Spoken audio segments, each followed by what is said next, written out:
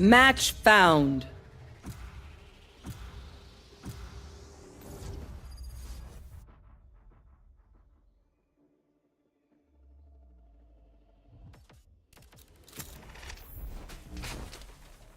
Stand in my way.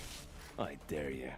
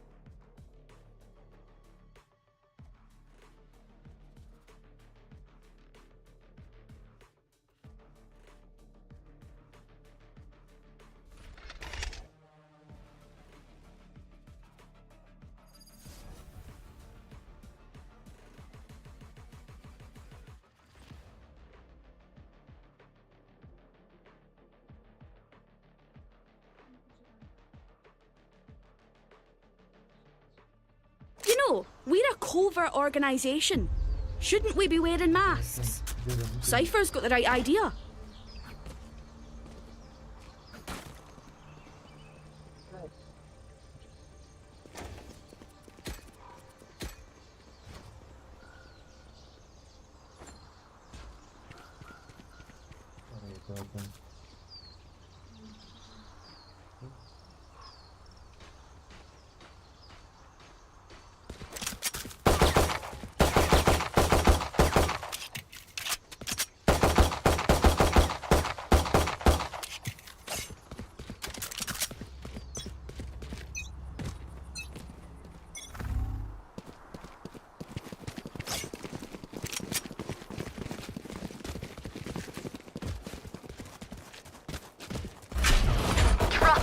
Someone is A. Trevor! Cutting through.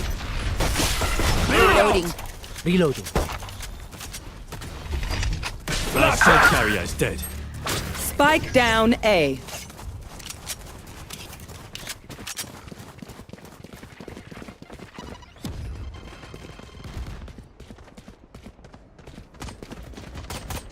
Reloading. So got. Rotate.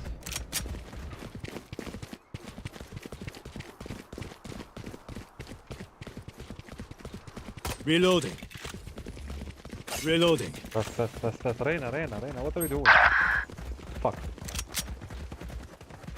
What are you stupid doing?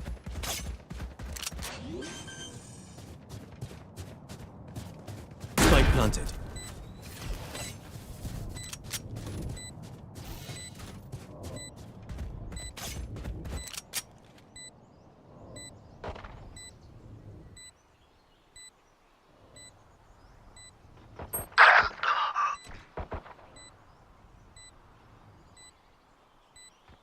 Wow, my eyes are down.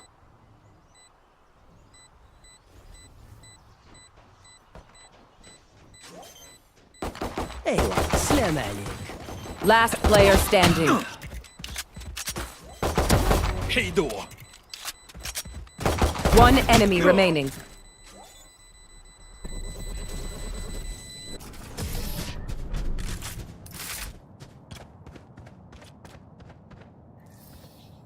That Cypher thinks he sees everything. I go invisible, idiot. Come get me. Please. Activate your mics, please. With the dark. Hello. No, Cypher. Hit them when they're not looking.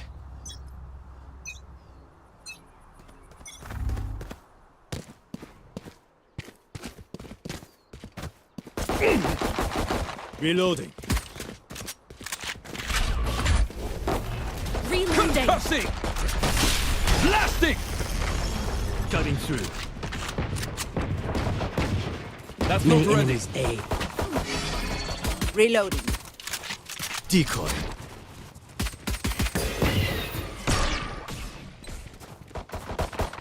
They found my wife. Reloading. Reloading. Reloading. Fake teleport. Time to jump. Reloading. Blinding!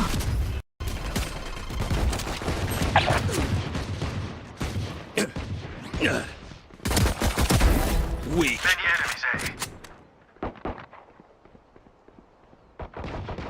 Last player standing.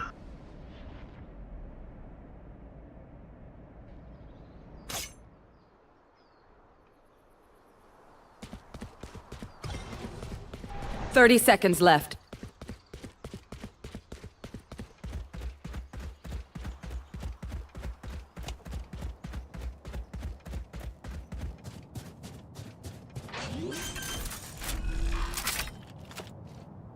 Spike planted.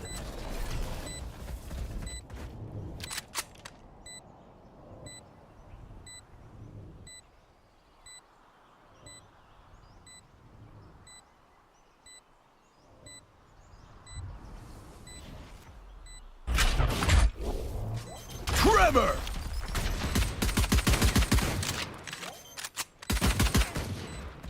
One enemy remaining.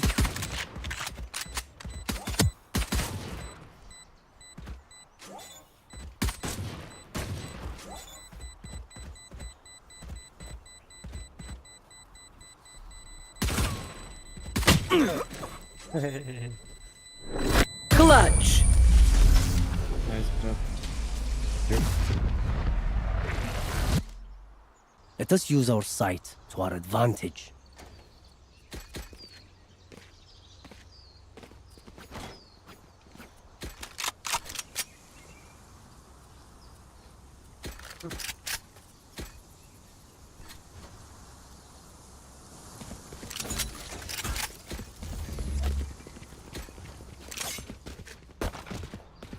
Breakthrough!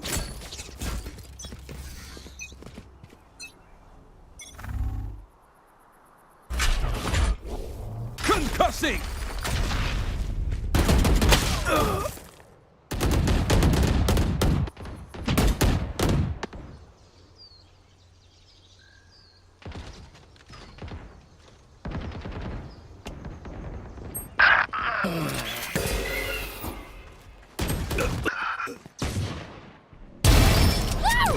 Refreshing.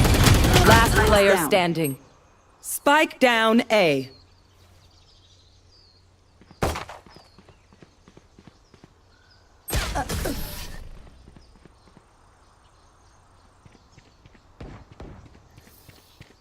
You know what we should do? I'll tell you. We should win.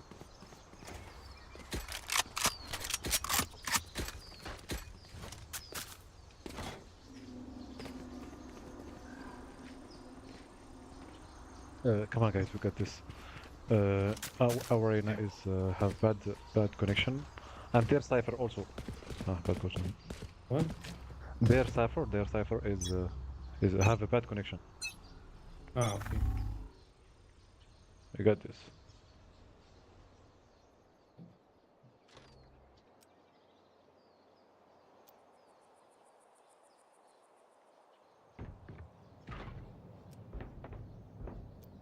Here. Dropping smokes. Sorry, not sorry. Refreshing.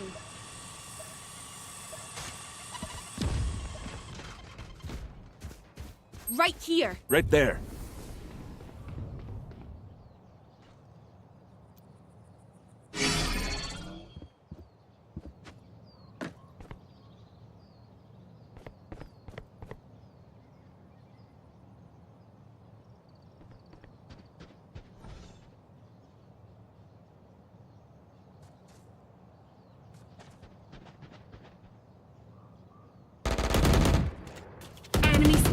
Barrier's dead.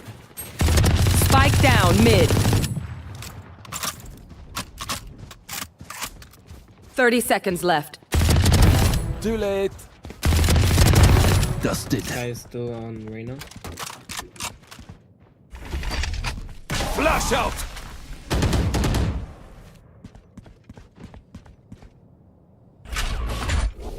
Trevor. Last player standing.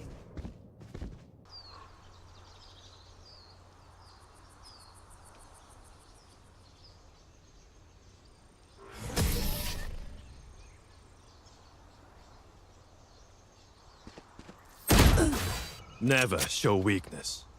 Ever.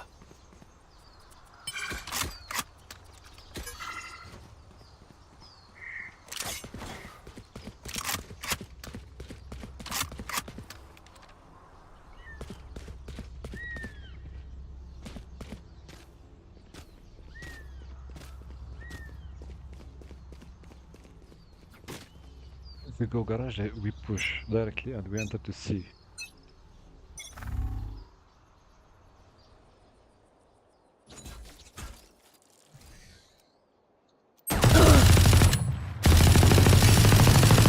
Ouch.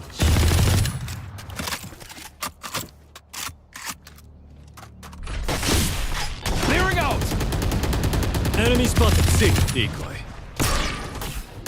Time to jump. Concussing. One enemy remaining.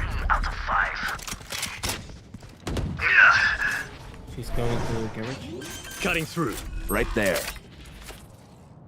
Spike planted. Fake teleport.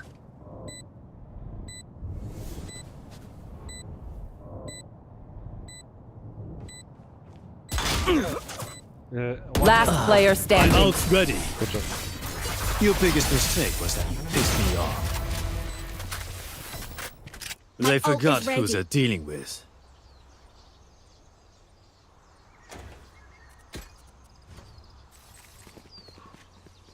Right now? We can still win. Yeah, he's back. He's back. Yeah, we will win. We will. Don't worry. Could have a drop. No prisoners.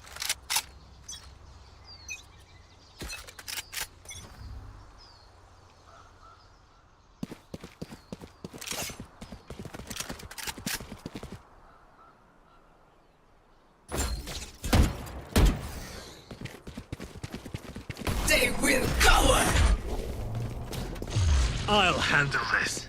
Trevor. Blasting. Our carrier blinding. Enemy spot decoy. It's you Spike and down me. A. Right here. Reloading. Let's go. Camera taken out. Got the spike. I know exactly where you are. Last player standing.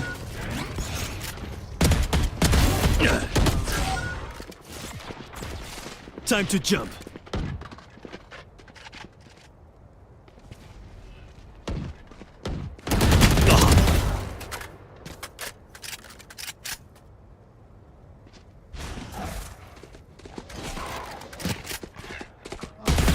Thirty seconds left.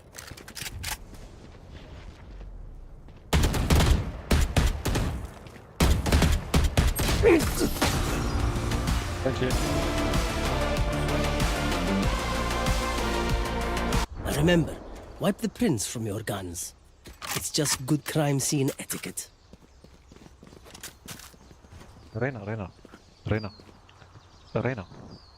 Can you please buy Vandal no. and buy me? Oh, okay. I use my duo, but you can't speak. I need we a don't drop. know why. Can you buy Marina? I can hear. Okay.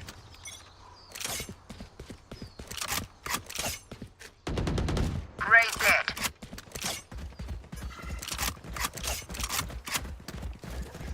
Reload. Where is everyone hiding? I I've got your trail. Enemy spotted. Slim. Reloading. Feeling sight. One enemy remaining. Time for a break. Reyna, I'll take one side if you take the other. They'll be dead in 5 seconds.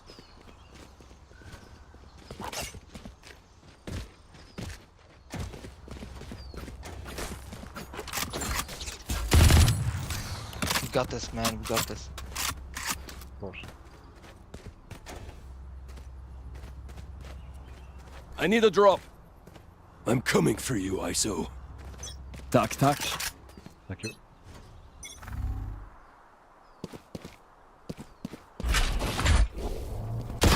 Enemy spotted. A. Dead. That's not ready. Clearing out. Decoy. Time to jump. Someone is A. I found my wire. Reloading. Flash out. Over here. Cutting through. Slim. One enemy The remaining. spike. You made a mess of yourself. Give me a moment. I need to set back up.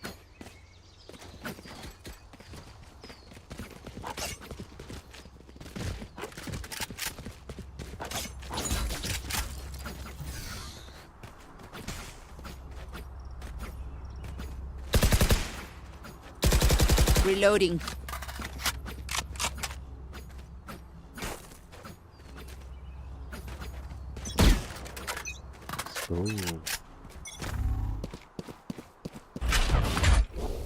Enemy Concussing. spotted. A. Our spike carrier is dead. Spike down A. I got the spike. Time to jump. Blinding. Dropping smoke. Blasting. Right on it. Dead. My ult's ready. One enemy remaining. Everyone is off, Daisy. Their lives are so meaningless. Might as well give them to me.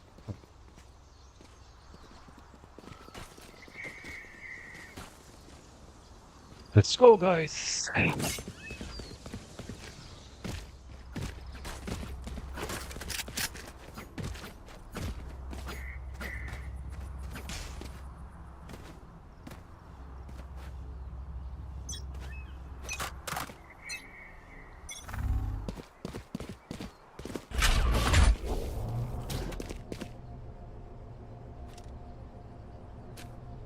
Trevor.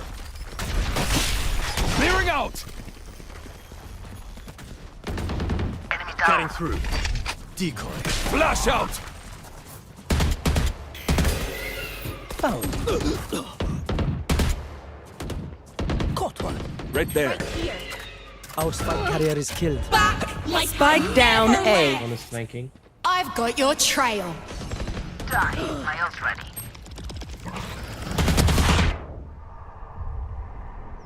Willpower.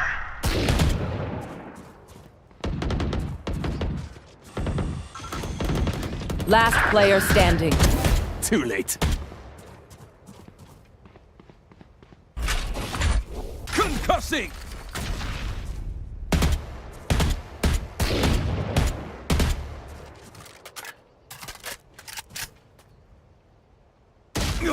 Ah,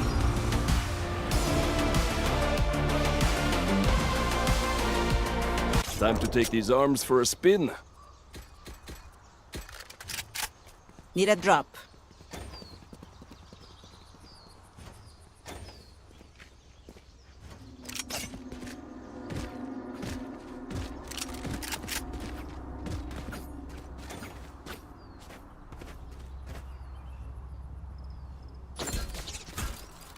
Let's have some fun. Now let's go A, then rotate to C. I'll handle this. Trevor! Plastic!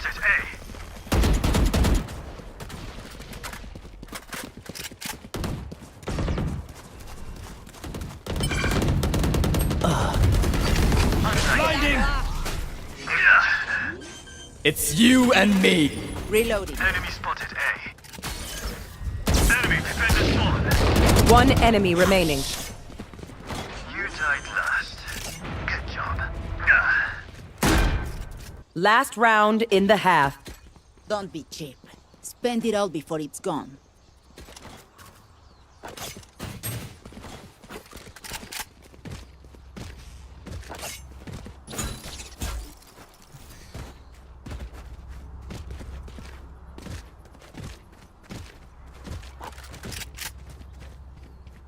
Let's go garage. It's better. I will find you. What do you think? Okay. Shift. Shift, Reyna, shift. Concussing! Clearing out! Flash out!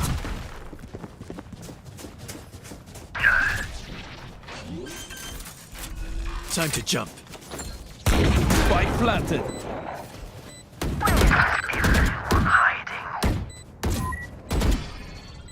Fake teleport.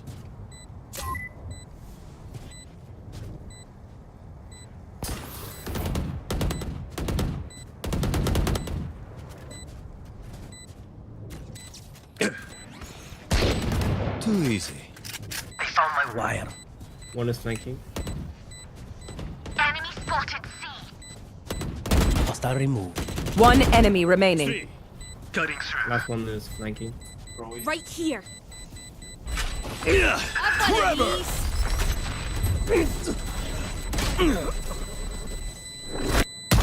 Camera taken out.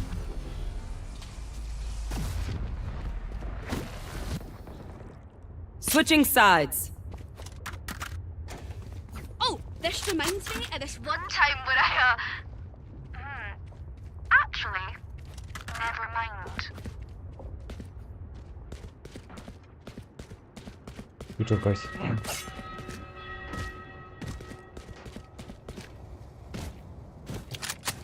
Reyna. Leave Cypher in A and come to garage or B. Thank you.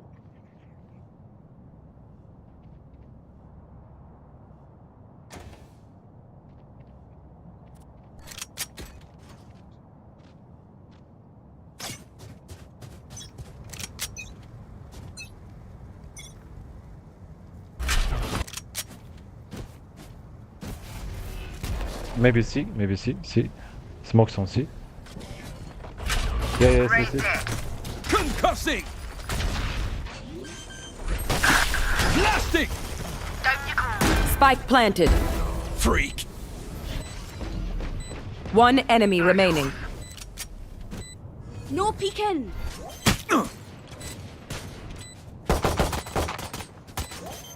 Reloading. Reloading.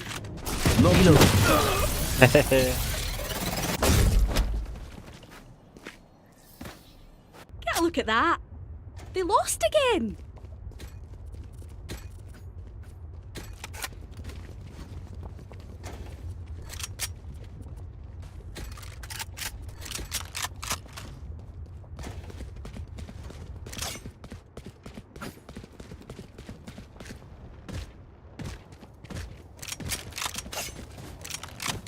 Guess they're fond of losing.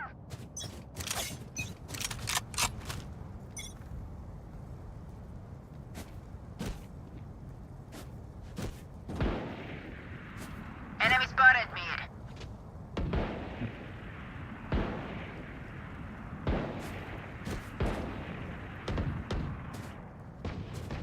Careful now. There you are. Slim decoy.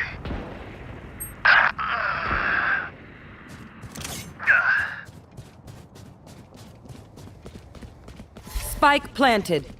Hey, a great info, guys. Bad luck.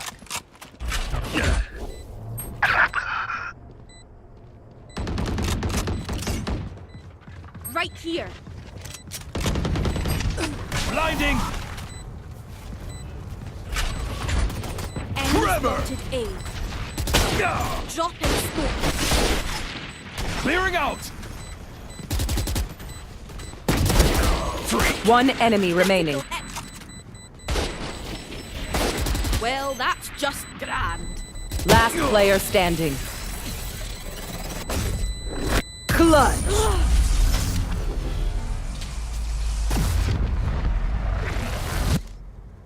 Will they try the same old tricks?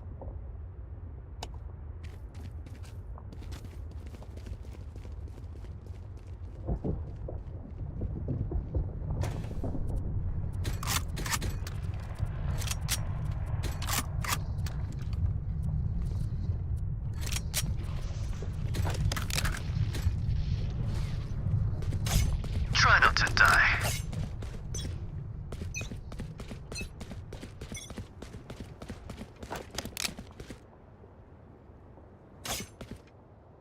Here.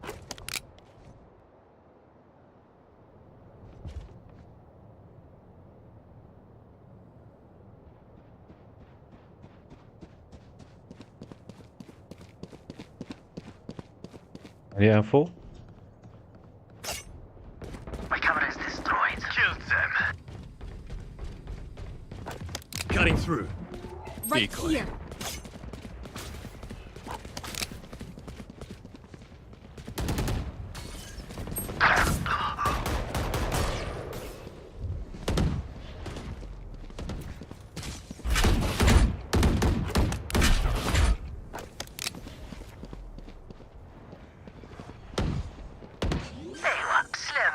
B.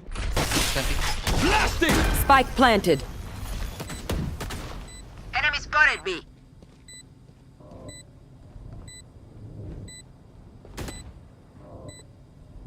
Clove, can you smoke?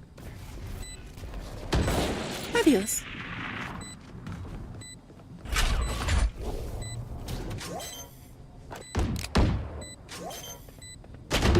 Enemy spotted. One enemy remaining. Bye. Concussing!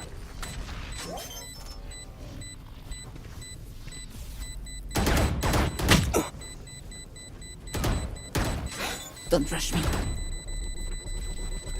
Did you really expect that to work? My ult ready. Good job. They think they're better than us. I can tell.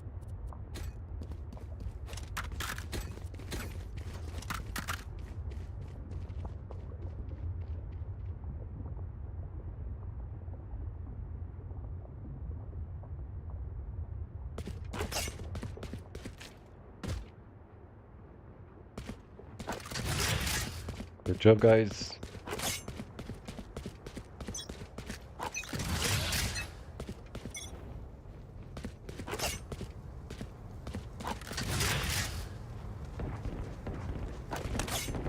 Die. Stay on site, stay on site. Raise there.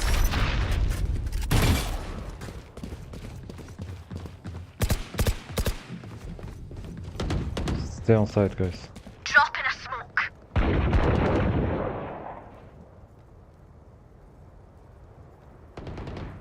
One enemy remaining. Flawless. Good job. Spike spotted. Hell yeah! Next drink's on me! As much as this world hurt me, it's mine, and I will kill to defend it.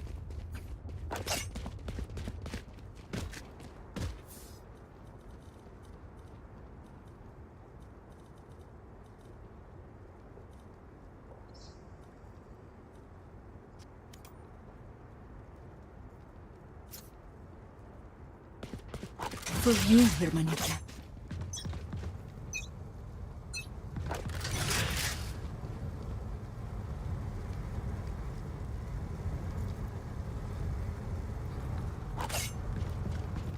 I stepped on C. C. Found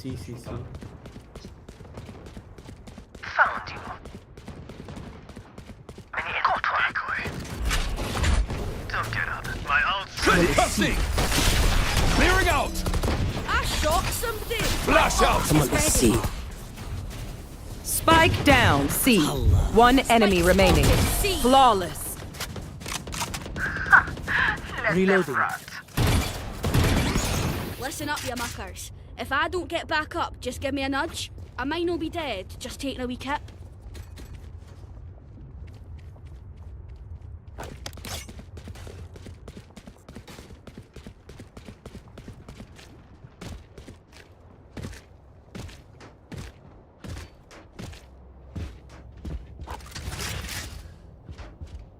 Don't let up!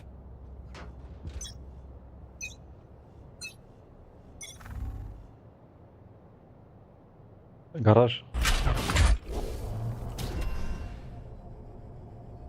Trevor! Blasting! Back like I never left! Spike down, B.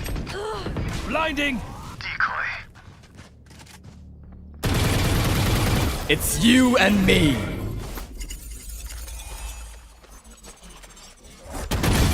One enemy remaining. Team Ace. I could have left my arms at home. Match point. Their head is in the guillotine. Now pull.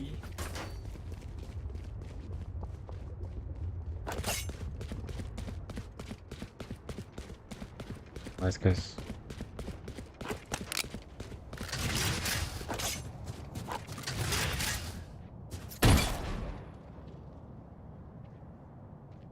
Now, Time to jump. shop. I'll handle this. Enemy spotted mid. Enemy spotted A. Enemy attacker spawn. Enemy attacker decoy. Enemy spotted A. Killed their cipher. Enemy spotted A. You're right. Enemy spotted A. One enemy remaining. Spike down, A.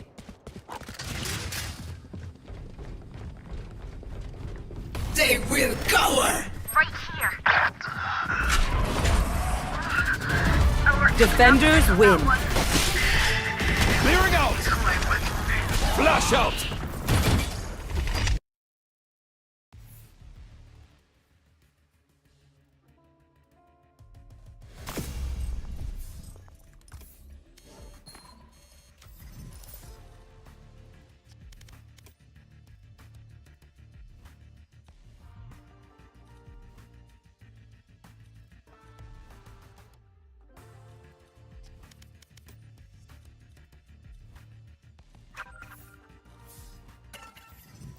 السلام عليكم. تو ايش بلان يو اس بي؟ نقول ما نسوي دول الوالد واش عنده شي وحده اخرى. لا ما عندوش الا جا عندي نقول يوسف حتى يجيب لي شي وحده معاه.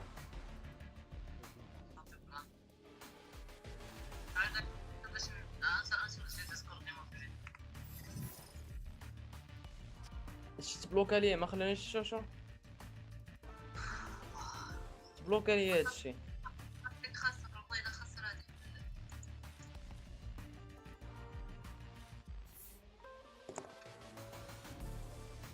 حيت هو يخفف داكشي.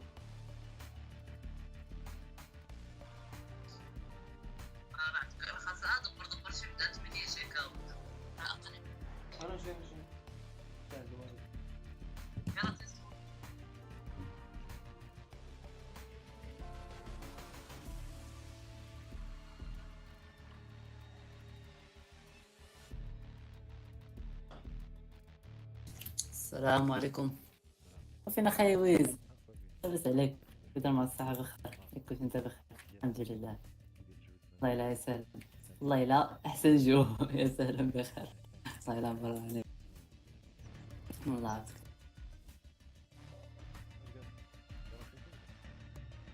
نعم؟ لا دخلنا تقريبا شي ماتش الثالثة داري لعبنا. يلا سالينا. المهم مشات لي الايمن، مات لي الحد. عرفتي وليت كنلعب مع البرونز، وليت كنلعب مع برونز كيسلخوني، كنلعب مع سيلفر 3 ولا جولد ولا شي حاجه كنسلخو، ما عرفتش ما فهمتش فين هو المشكل. ندخل واحد شوف هاد الكارير تاعي اخر ماتش مع اللاعبين ودوك الماتشات الاخرين مع اللاعبين.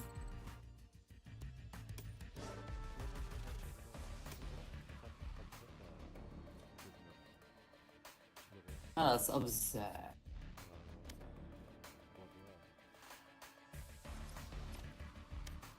نمشي كاف داك السيفر صح.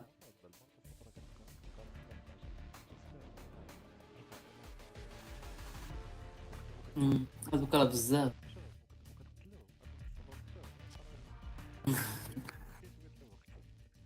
الصراحة والله الا شفت وقت الترنك.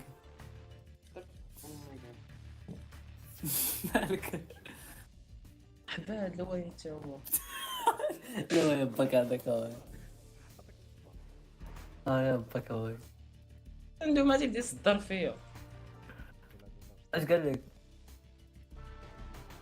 واش تراجم اخويا. تنقول عطيني زبي، تنقول عطيني زبي خوت هذا خاسر ما خدامش، تيقول لي خرجتو عليه نتوما يخرجتو عليه ما عطيتش واحد اخر. دابا الا بغيت نفورماطي دابا البيسي انا دابا نمشي نقلب على قندار نمشي عند يوسف لدار على شحال ديال الطريق باش نمشي نجيب يوسف من عنده. شحال فهم ميجا تاع يوسف؟ عارف الزعما يعني شوف برد شي كومب ولا يكمل عليا سير. والله الا بيسي خاصو يتفورماطا لويز اصاحبي، راه ولا تيدروب اف بي اس، كنت كنلعب ب 200 دابا تيدروب، فاش يدروب لي اف بي اس ونولي نلعب ب 40 والمخيره فاش نبقى نلعب ب 80 90. وانا كنت كنلعب في الاول فاش يلاه شديت البيسي فورماطيتو في الاول بالويندوز داكشي كنت كنلعب ب 260 270. ياك عندك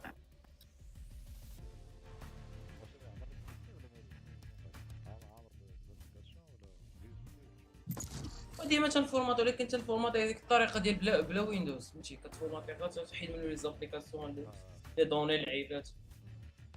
حيت فاش كتفورماطي الويندوز حتى هي كتفورماطي الحبس كامل، تفورماطي كارت جرافيك كترتاح كتفورماطي. يلاه شريتيه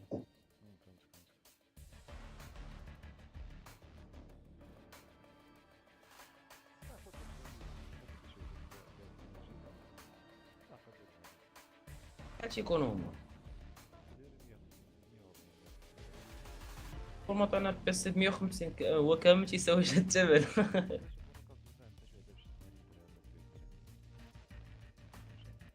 دابا بغيت نفورماطي هاد الايام وما عنديش هاد الفلوس انا حاليا. دابا خسرت كلشي الفلوس، شريت طابي شريت كلافي شريت سونيك شريت الحبس كامل فتصك. اش كتحبسها فينيكس؟ ماشي انا شكون؟ صافي صافي شنو نتسناو ولا شنو؟ عرفت نمشي نجيب انا من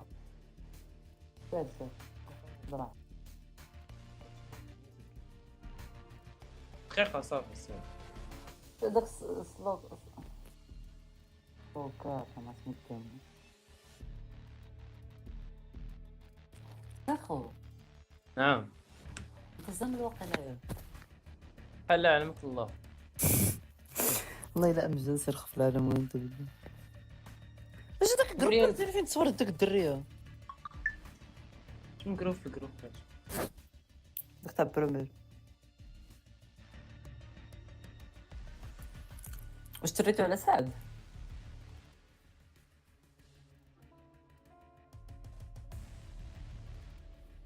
مرقه ما تقدرش تلعب معانا. علاش؟ كتضغط بزاف في كومب. امري سميتو مباني هي من بريمير. علاش؟ حيت كضرباتي كتدخل بريمير تشوف اش يطلع لك. تم استبعاد زميلك من الفريق. تم استبعاد هذا الزميل من الفريق مرقم مشاركة الدوري الممتاز لبقية. اش كتقرا انت بالعربية طفاك؟ واش ندير لا فولو بالعربية؟ ولا سميتها تراديكسيون. صافي مبقاتش تلعب ليا بريمير تراو عليها ديما كاع. تم استبعادها من تبدل الاكونت، راه عندها اكونت اخر. ايوا صافي تبدل. واش تمشي تخرب؟ صافي باش بتجي شكون بتجيبو شكون؟ عطا الله هو ويسا صاحبي لما معانا. يجي من غير لويز. كاين شكون هاد الشادمان اللي حط معانا؟ داك الجد حيد وحيد داك الدري كان معنا الصباح لعب اوم. تفضل. لا خليه ناضي يقصر في رفاه. ماشي انا جبتيه هو راه جبتها شي الماركه فهمتي. ايوا صافي الماركة بلا صافي دارت معايا تبدا الاكونت فكتنبحث على واحد الدريه. لا دابا هي النهار الاول هي جات عندي وقالت لي نقادو تيم ديال بريمير كذا. انا قلت لها في الاول قالت لي صافي داكشي نجيب لك انا حتى الدراري. قصارة بوفري بقى فيه الحال. نمشي عند مو اوبا انا عطيني عرفتي قدات ام حراره. سوقني بالرجل نقول لها تصوب بزاف شي. انت تجي غادير باقيش تجي نقدر السيمانه الجايه. فين دويت معاك لا يقدر السيمانه الجايه ولا اللي موراها. وراه دابا الوالده باقي في اكادير حنا في امتى غنمشيو لاكادير انفو هي غتمشي فين بلاصه في غادير. كاينه كل مره عند اختها كتمشي عند خالتي. كاين بزاف ديال خالتي تما كاينه وحده في تسيله عندها تما سكن اقتصادي دارها هي بوحدها ساكنه فيها. Match found. كاينه خالتي في لي زاميكا اها عند واحد الفيلا تما. كاين باس عليكم نتوما السن خاصه. واحد خالتي عندها حتى هي واحد سكن اقتصادي عندها دار في التشايره ولكن ما بقاش في التشايره تحولات سكن كان يولي سمي كلوف بليز. فين هو لويز قال لي دقيقه ولا نص اتس اوكي جست بليز ندير لكم هنا لويز يلعب بريتش. اتس نوت بروبليم برو. نلعب عاوتاني بالاخر هذا نعطيهم فيه الفلاشات.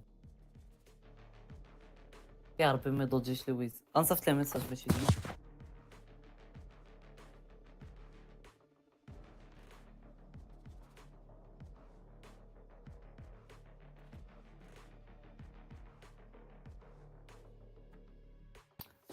ميساج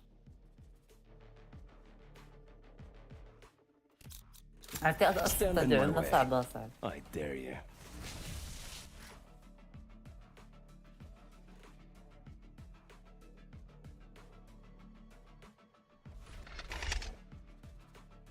هادي شنو؟ دابا تنتفرج في اسباس في يوتيوب عنده شين ديالو يلا لاح هاد الفيديو ديك الساعات قلت له صيفر بواحد الطريقه ويقول وتلقى حباد مروكي قال لي فوت هما ديس مروكي. ويز كتستريمي هذا غتصيفط لنا ندخل عند ابونا عند خويا. فين واش كيك ولا تيك توك ولا فين؟ هادو ساهلين هادو. Chamber, I'm ready for some custom guns. You hook me up, yeah? I'm sorry, Phoenix. You cannot afford me. كتستريمي غير فالو ولكن كيطلبوا لنا ضروري.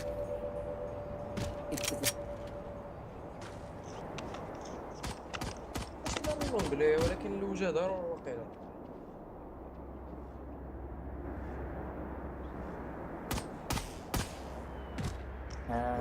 دابا انت فين ستريمي شنو بلاتفورم؟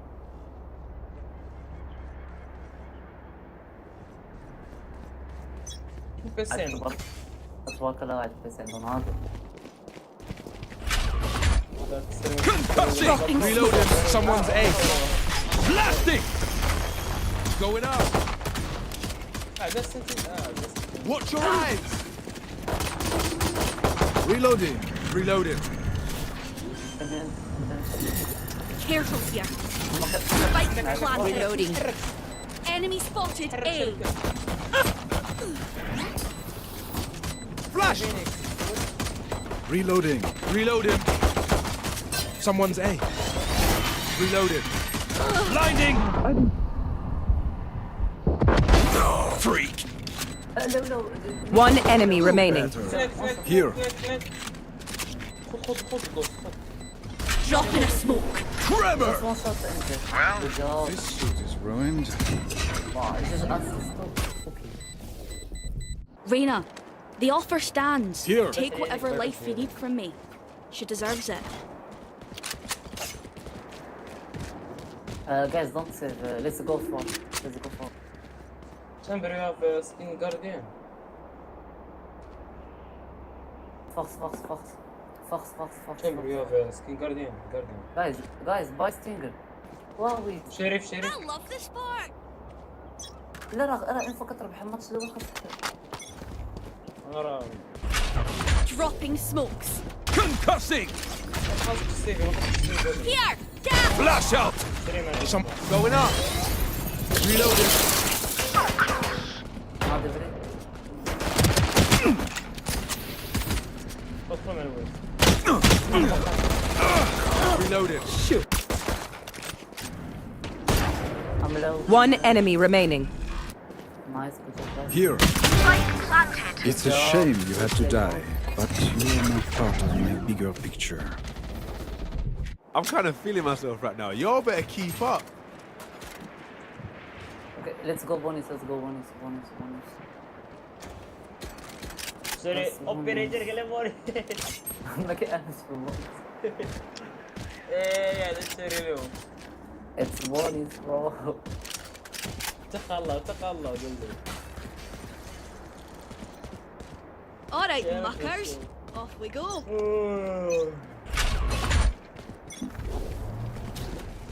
Tremor! Dropping smokes. Clearing out! Have one of these.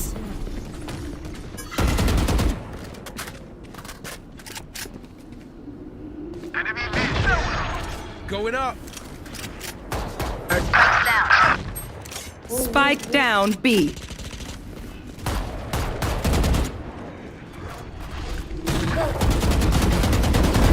Got you.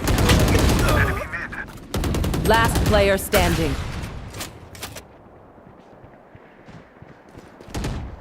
Bandy. وين سباون؟ Go. Teleport's ready. Teleport's broken. حلو. سالي It's okay. One bullet per enemy. That should be enough, yes? قول لي يا لويز. تلعب معنا نهار. نسيت تطلع معاك بريمير. قادين تيم بين القلب ما نهار 3 في الشهر. ولكن انت غتكون في مع They are so dead. كلوف هذا.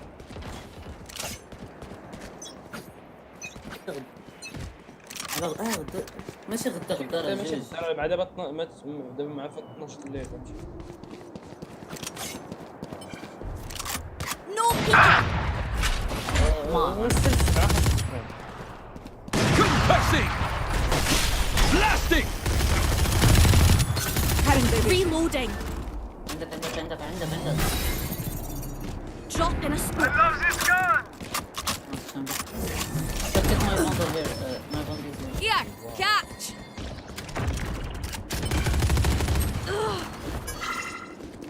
Let's go rotate.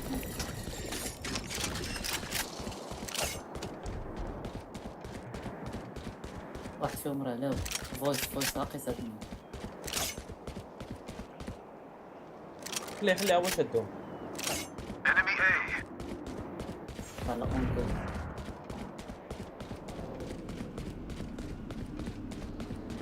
عندك واحد الصندوق اللي صار. تيك يورا ولا نطيم خاين 30 seconds left.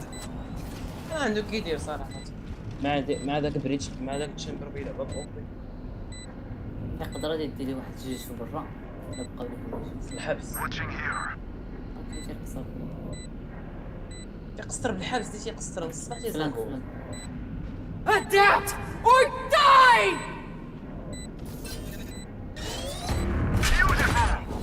Tremor!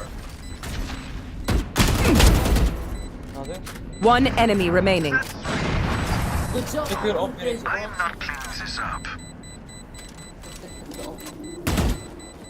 One downside to being immortal. I can't play dead. Chamber of Vandal skin. Does anyone have funds? Chamber, can you buy me your skin bundle? Got him. Gun here. Does anyone have funds? Can you buy me your skin bundle? Thank you, bro. Reload him. زوينين. كيقصر هاد الشامبر هذا ولد حرام. خواتي يقصر الله حتى والله ما تيعرف. Concussing. Clearing out. Reloading. Our spike's down. Spike down B.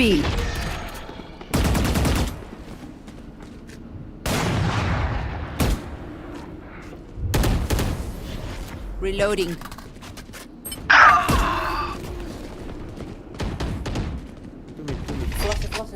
Blinding. Last player standing.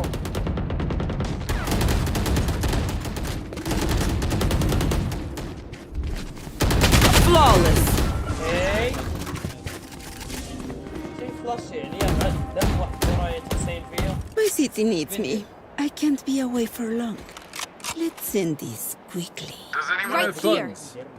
ما دير انا خاصني ندير.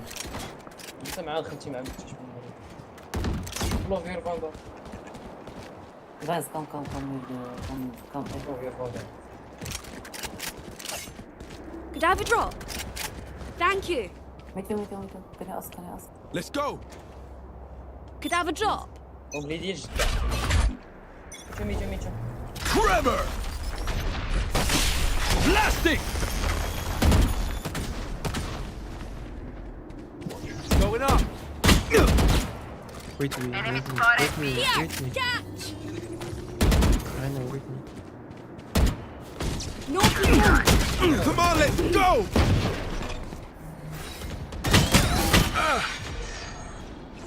On top.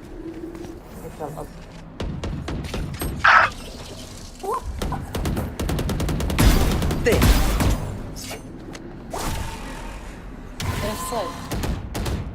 One enemy remaining. Four dead. ايس. تزكك على الثاني. Spike planted. يا ربي. هذا شوف ايه هذا المرة. لا تعمل. He's not AFK, he's not AFK. خلاص كان يسموك مين. Okay, quick break. Ah, sorry. Yeah, it's okay. I'm the last thing they'll see before they die. الكلمة هذا سوي بريك. عرفتي كنا خلينا نكون ضد الضوء والله ما يديها. يعرف يديها دابا.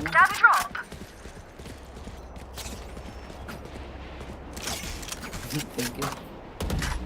I go fast pick mid and I go B with you. ورا دبل سنتين خاص لينا صاحبي راه الهبال هذا. ليتس جو بيك ميد. احسن دبل سنتيرر كان اسمك ماشي عايز دبل سنتيرر دبل No احسن دبل سنتيرر كاينين في الجيم. Okay, go. Still in sight. اوكي ليتس جو بيك فاست. On my mark. Enemy defender Drop in a spawn. smoke. كلاسي. Concussing.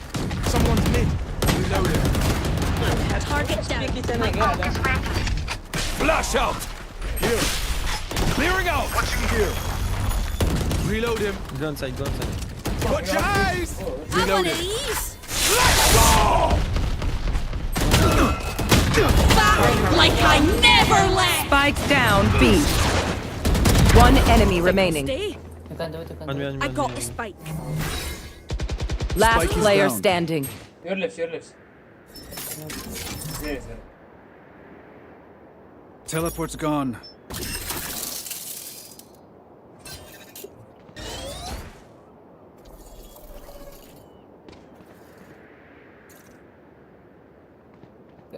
No time, I think.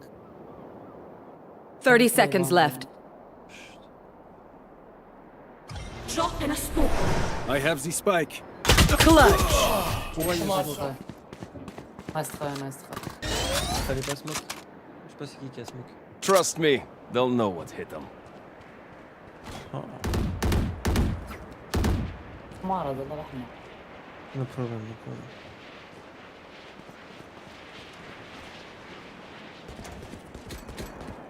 شنو يا راجل هذا باين شعر بهذا.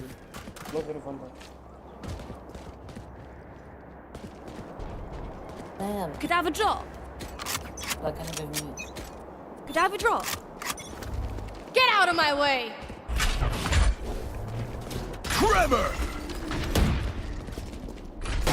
Pass entry, bro.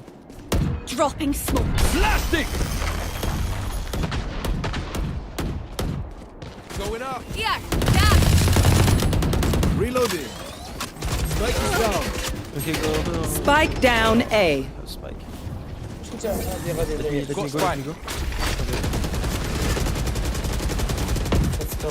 Enemy spotted A. Who's next? Reloading. Spike drop. Got the spike. والله كنت أقول Return A, bro. Embarrassing.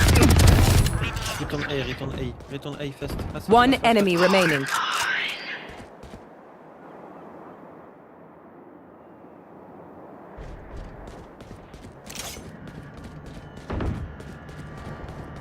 Cypher. Go. Cover you. Cypher inside, I think. Check. 30 seconds left. No peeking. Maybe Spike planted.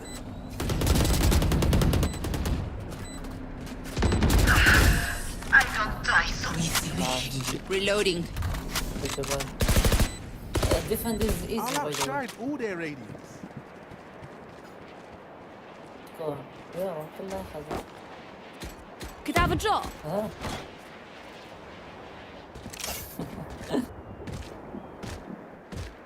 مسكينة فايس ضربتني.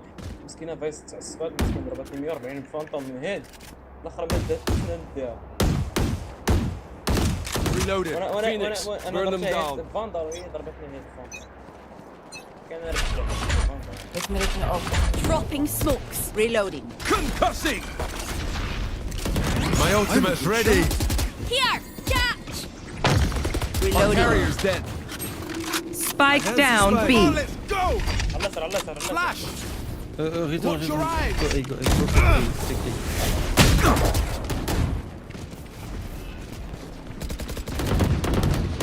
Reloading. Let's go. Got the spike. Can you smoke? One enemy remaining. That's 3.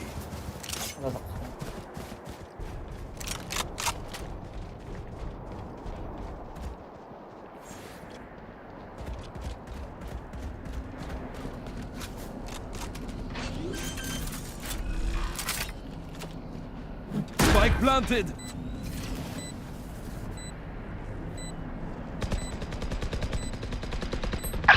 Reloading. You bait me.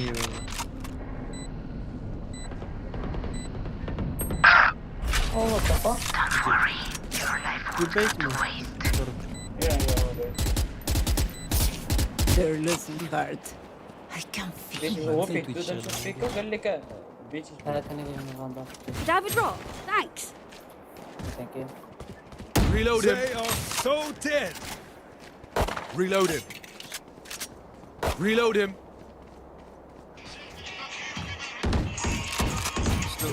Don't go. Here. Stay here. Don't go. Wait. They are making this simple.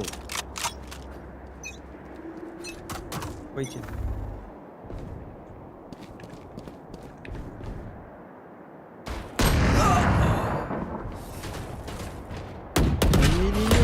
Un millimètre. They're super dead. Reload. Careful now. Clearing out.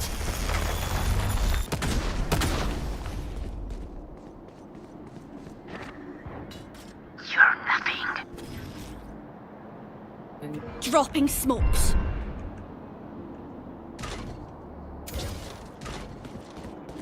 صفر. I know exactly where you are. ثلاثة ابوشي اضربهم من البعيد حيت ما يمشيش. One enemy remaining. في مات امك على الفعيله زسه. لا باس Careful here. هذيك الهضره كلها ما بقاش درست تكسر انا من شفتي من الناد. Last player standing. Spike down B. ريكون فانتوم ريكون يعني. I'll do my job, you do yours. ميمي. Could I have a drop? Thank you. مي مي مي مي باين واشري ليها. عندك اضرب. تسمع الناس كنت Reloading. والله ناخذ سكينها الصنفة بودرة. Reloading. Oh shit, I lost my pet rock. تاب. أرى. قال لك اعطيها. I have the spike. واحد سمعتوه هنا. Concussing. Have one of these. Dropping smokes. Careful now. One less. Watch your eyes. Flash. Going up. Reloading. My ultimate. Reloading. Enemy spotted. Reloading. Blinding. سكرني له. وصل بلانت له. Flash out. One enemy remaining. Loading. Enemy B. Spike planted. Let me. I would apologize to them, but alas, they are dead. Last round before the switch. Spend what you got. Could I have a drop? Thanks. Could I have a drop? Thank you. عندك الريكون. لا واسع. لحظة العب تبعت. والله باغي نلعب. Could I have a drop? العب تبعت أنا أعطيك سكين فندر بالروج. عطيني نص. والله نسمعك يا No والله. prisoners. والله الريكون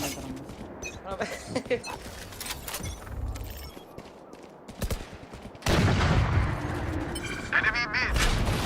My ultimate ready. Come on, let's Dropping go. smokes. Flash. Trevor. Here. Yeah. You lose. Clearing out. Enemy spotted me. Someone's in defender spawn. Nothing.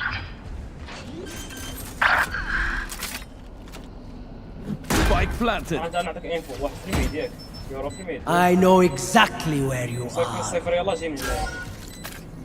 يلا في الميد صفر. C'est vers français, mais là on peut pas dire que c'est pas du français. Hein. Who's next? ما تخش في الداخل لويس. اي One enemy remaining. نايس. My ult's ready. يجي عليه لا سترون. يجي. Let's go. شت. Concussing. No peeking. Not one left. Et là c'est en France. Switching même dans les sides. serveurs français de Valorant à 2h du matin. If you're not being shot at, you're doing something جايز wrong. هذا سكين جوست. Bah on peut pas dire mieux avec ça. سكين جوست. تمبر جوست. Ça vient de chez... T'es sûrement pas français, toi. Ah là, il y a toute la France, là, il y a toute la cité. Toute la cité dans la vocale. تمبر برو. Là, on est dans le 9-1, là. Hein. قول له فرنسا في الدم. جوست. Does anyone have funds? Merci.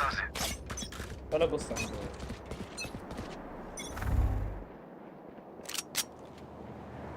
It's 8. كده تجي الفلاش. عقد هذا. Enemy mid. Trevor. No peeking. Pitiful. Thank you. اجي نشوف الجوست ديالك. He's free. ما عندهاش كاع جوست.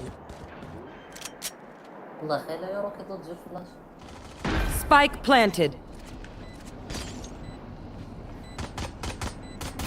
Reloading. Have one of these. Flash out. Enemy spotted A. Enemy A.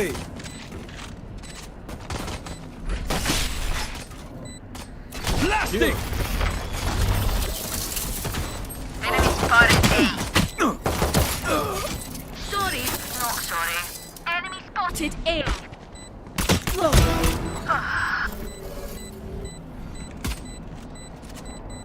Last player standing. هذا ماشي كيدير فيه رجع اللور.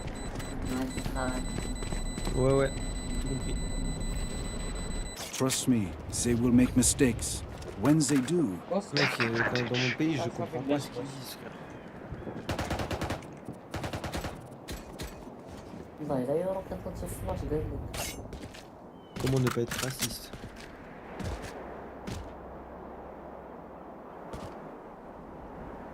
I'm gonna troll it. Does anyone have Attackers, funds? come on!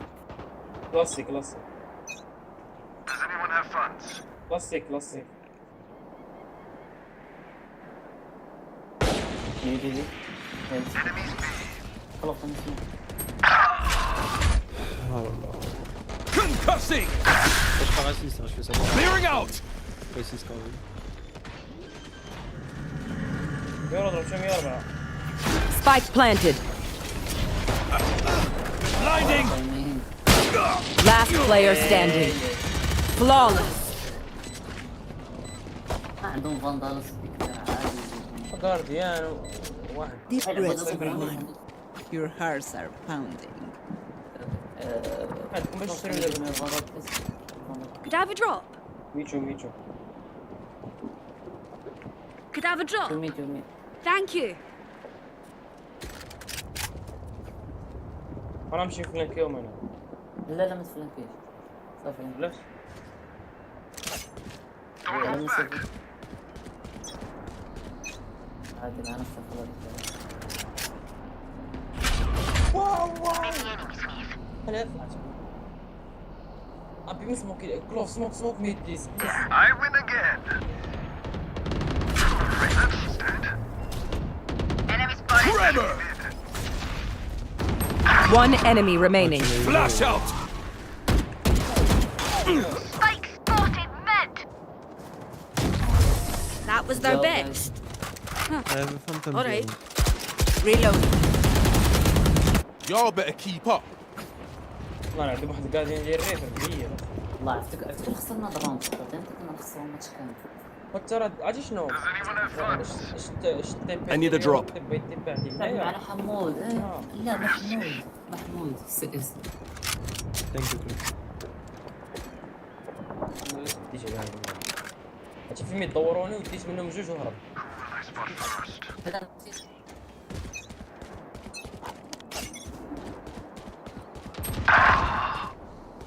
Euro en HP.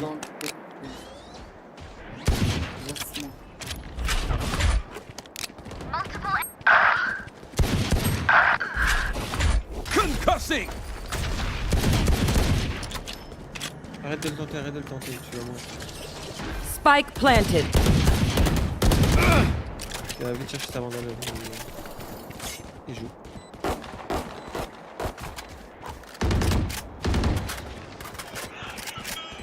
Last player standing.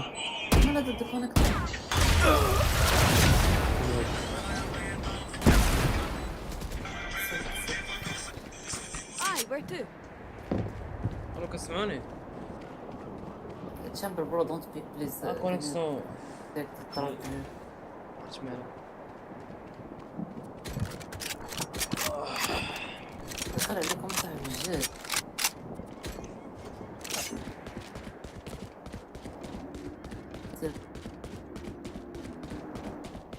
Bonne chance, mes amis.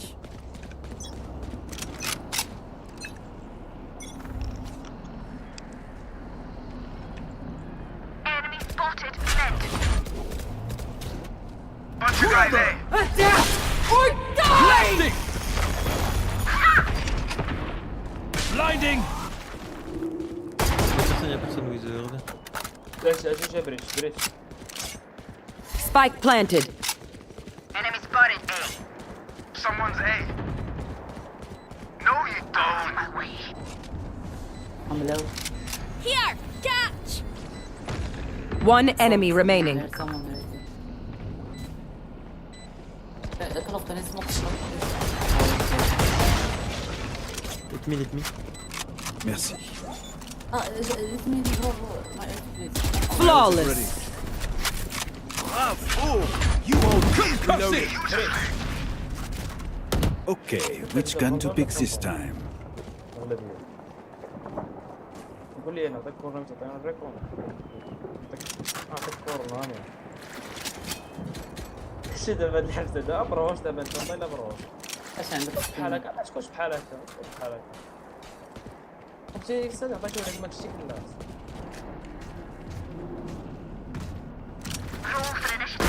Reload him. ورا عرفتي شنو ورا صفر دي في فيريكتي عرفتو هذاك ورا نايفين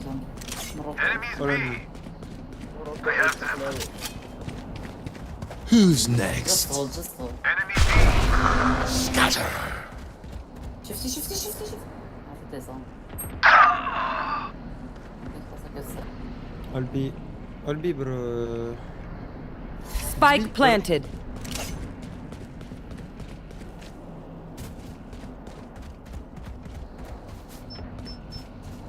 Enemy spotted B. To suffer.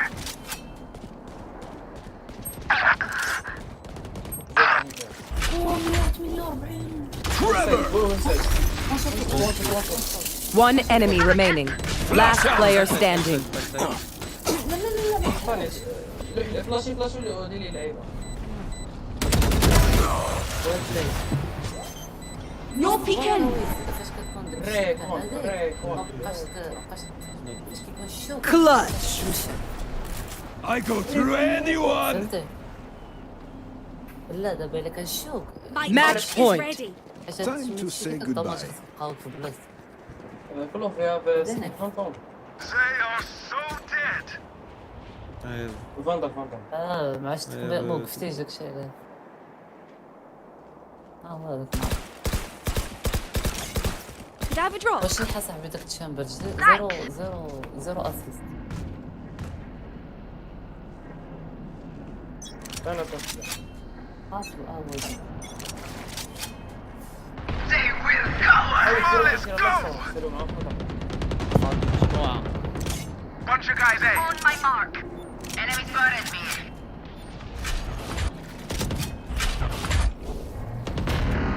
Oh, I'm enjoying this. Concussing. Clearing out. Bunch of guys. Like I never left.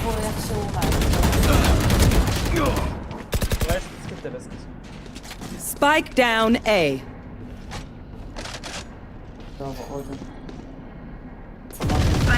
Last player standing. واحد منهم بجوجهم مينو مشيفتي مكراوتشي وحاله مالو على هاد الحاله I reckon I'll take a kip after this. I've earned it. I need a drop. مالو ويز تفضل تشري لها خيلان ما عندوش ما بقاش لا بغيتي غارديان يشري لك لا بقاش بلاش سيري Does anyone have funds? Clove by me, please. Trust me.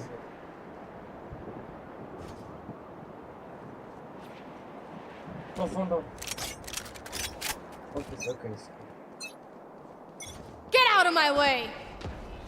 قلبي. سموك جست سموك There they are. Trevor. Enemy B. Flash out. Bro, I have a classic. Last player standing. Flawless. It's close, bro. It's close. هاي صدق guys Frère, je fais 3 games par round. play all It helps with Je peux pas hit à chaque round, hein. Je suis pas... Je suis bronze, hein. Je suis pas plus.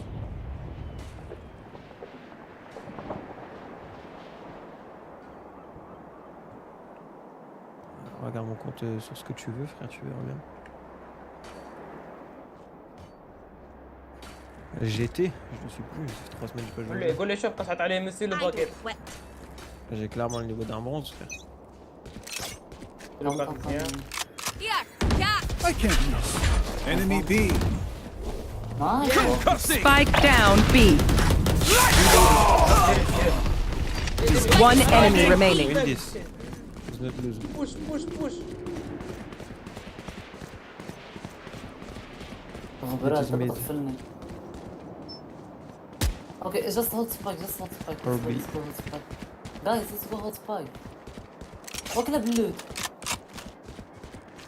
عمارة معك Sorry, Jet. Defenders win. And again, and a bunch of other times after that. Dropping smoke. ما كنلعبش انا بالعز يا صاحبي كنلعب فيه وكنلعب طبعا نضرب بين اصر الاسر اسهل اسهل امك عرفتي كيدير لهم التشامبر في ديك البلاصه عوما ودا هذاك ولد عليهم وديك البانجل بدا كيشير. موراكو على الحبس. مروكو القلاوي كبدوه. ومروكو. انا معكم كنت نقدر نلعب في ديسكورد. انت كتكفى. لا كنت نقدر نلعب في ديسكورد. كنضحك فيك. قر ودابا سلاحوات عرفتي داك الجلال ولا ديامو؟ شكون جلال؟ هذا هو دايموند. ودابا نمشي شي مسيره. واش اخي جلال؟ واش الحبيب صباح؟ راني بخير. واش مزيان؟ عاد بالصحة دايموند عشير. الله بالصحة. يلا شتا ولا؟ يلا شتا. كانت اخر مرة شكت بلاطو. غنتسنى واحد دقيقة. كنتسنى الماركت جديد في الكومب ونبدلو نلعب معاه. صافي. ما تقدرش افتفرت تحطوا لي كورونا يحطوا لي كورونا من جد مرات. شو ماركت غيبدا دابا واش صافي. دقيقة وتبدل. ليا علاش تحطوا ليها؟ دير جينيريت بارتي كودا. ليا الاودرين ديال عرفتي داك ديال الحجر داك الكوست عندي داك فينيكس.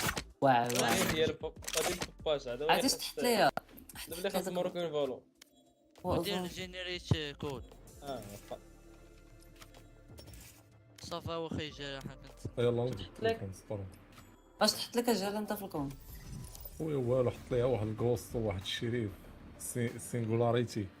واعر صاحبي داك الشيء في ناض. لا الكوست سينغو.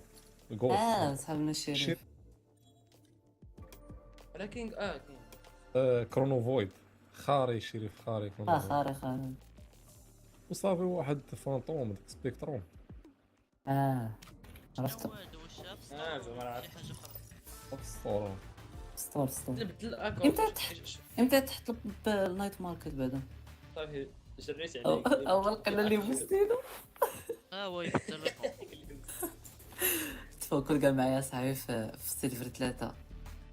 With her usual message. Nothing could discourage her. She was fearless, moving unescorted among so many restless soldiers. She spoke plainly, like any peasant girl, but there was not a shred of doubt in her voice, and her eyes were lit up with conviction. She was certain of these visions and would not rest until she had fulfilled her destiny. Her explanations of what she would do were so detailed that they seemed to have the weight of reality. And so a few soldiers came to believe she was for real and set in motion a chain of events. They convinced the local governor to allow them to escort her to the Dauphin. The Dauphin eventually believed her story as well and gave her the troops she requested. The citizens of Orleans, convinced she was destined to be their savior, rallied to her side and helped her defeat the English. The momentum she brought to the French side continued for well over a year, until she was captured and sold to the English and, after a lengthy trial, burned at the stake as a witch. The story of Jeanne d'Arc demonstrates a simple principle. The higher your self-belief, the more your power to transform reality. Having supreme confidence makes you fearless and persistent, allowing you to overcome obstacles that stop most people in their tracks. It makes others believe in you as well. And the most intense form of self-belief is to feel a sense of destiny, impelling you forward. This destiny can come from otherworldly sources or it can come from yourself. Think of it in these terms. You have a set of skills and experiences that make you unique. They point towards some life task that you were meant to accomplish.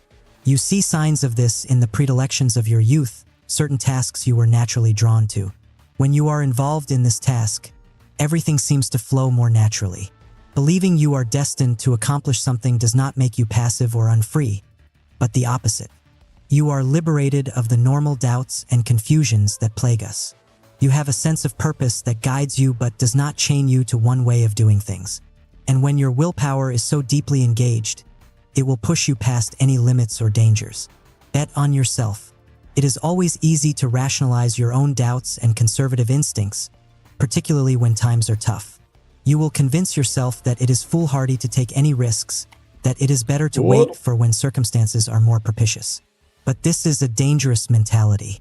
It signifies an overall lack of confidence in yourself that will carry over to better times. You will find it hard to rouse yourself out of your defensive posture. The truth is that the greatest inventions and advances in technology or business generally come in negative periods because there is a greater necessity for creative thinking and radical solutions that break with the past. These are moments that are ripe for opportunity. While others retrench and retreat, you must think of taking risks, trying new things, and looking at the future that will come out of the present crisis. You must always be prepared to place a bet on yourself, on your future, by heading in a direction that others seem to fear. This means you believe that if you fail, you have the inner resources to recover. This belief acts as a kind of mental safety net. When you move ahead on some new venture or direction, your mind will snap to attention. Your energy will be focused and intense. By making yourself feel the necessity to be creative, your mind will rise to the occasion. Reversal of perspective. For most of us, the words ego and egotism express something negative. Egotistical people have an oversized opinion of themselves. Instead of considering what is important for society, a group, or family, they think first and foremost of themselves and act upon this. Their vision is narrowed to the point of seeing everything in reference to their needs and desires. But there is another way to look at it. We all have an ego, a sense of who we are. And this ego or self-relationship is either strong or weak. People with a weak ego do not have a secure sense of their worth or potential. They pay extra attention to the opinions of others. They might perceive anything as a personal attack or affront. They need constant attention and validation from others. To compensate for and disguise this fragility, they will often assume an arrogant, aggressive front. This needy, dependent, self-obsessed variety of ego is what we find irritating and distasteful. A strong ego, however, is completely different. People who have a solid sense of their own value and who feel secure about themselves have the capacity to look at the world with greater objectivity. They can be more considerate and thoughtful because they can get outside of themselves. People with a strong ego set up boundaries. Their sense of pride will not allow them to accept manipulative or hurtful behavior. We generally like to be around such types. Their confidence and strength is contagious. To have such a strong ego should be an ideal for all of us. So many people who attain the heights of power in this culture, celebrities for instance, have to make a show of false humility and modesty, as if they got as far as they did by accident and not by ego or ambition. They want to act as if they are no different from anyone else and are almost embarrassed by their power and success. These are all signs of a weak ego. As an egotist of the strong variety, you trumpet your individuality and take great pride in your accomplishments. If others cannot accept that or judge you as arrogant, that is their problem, not yours.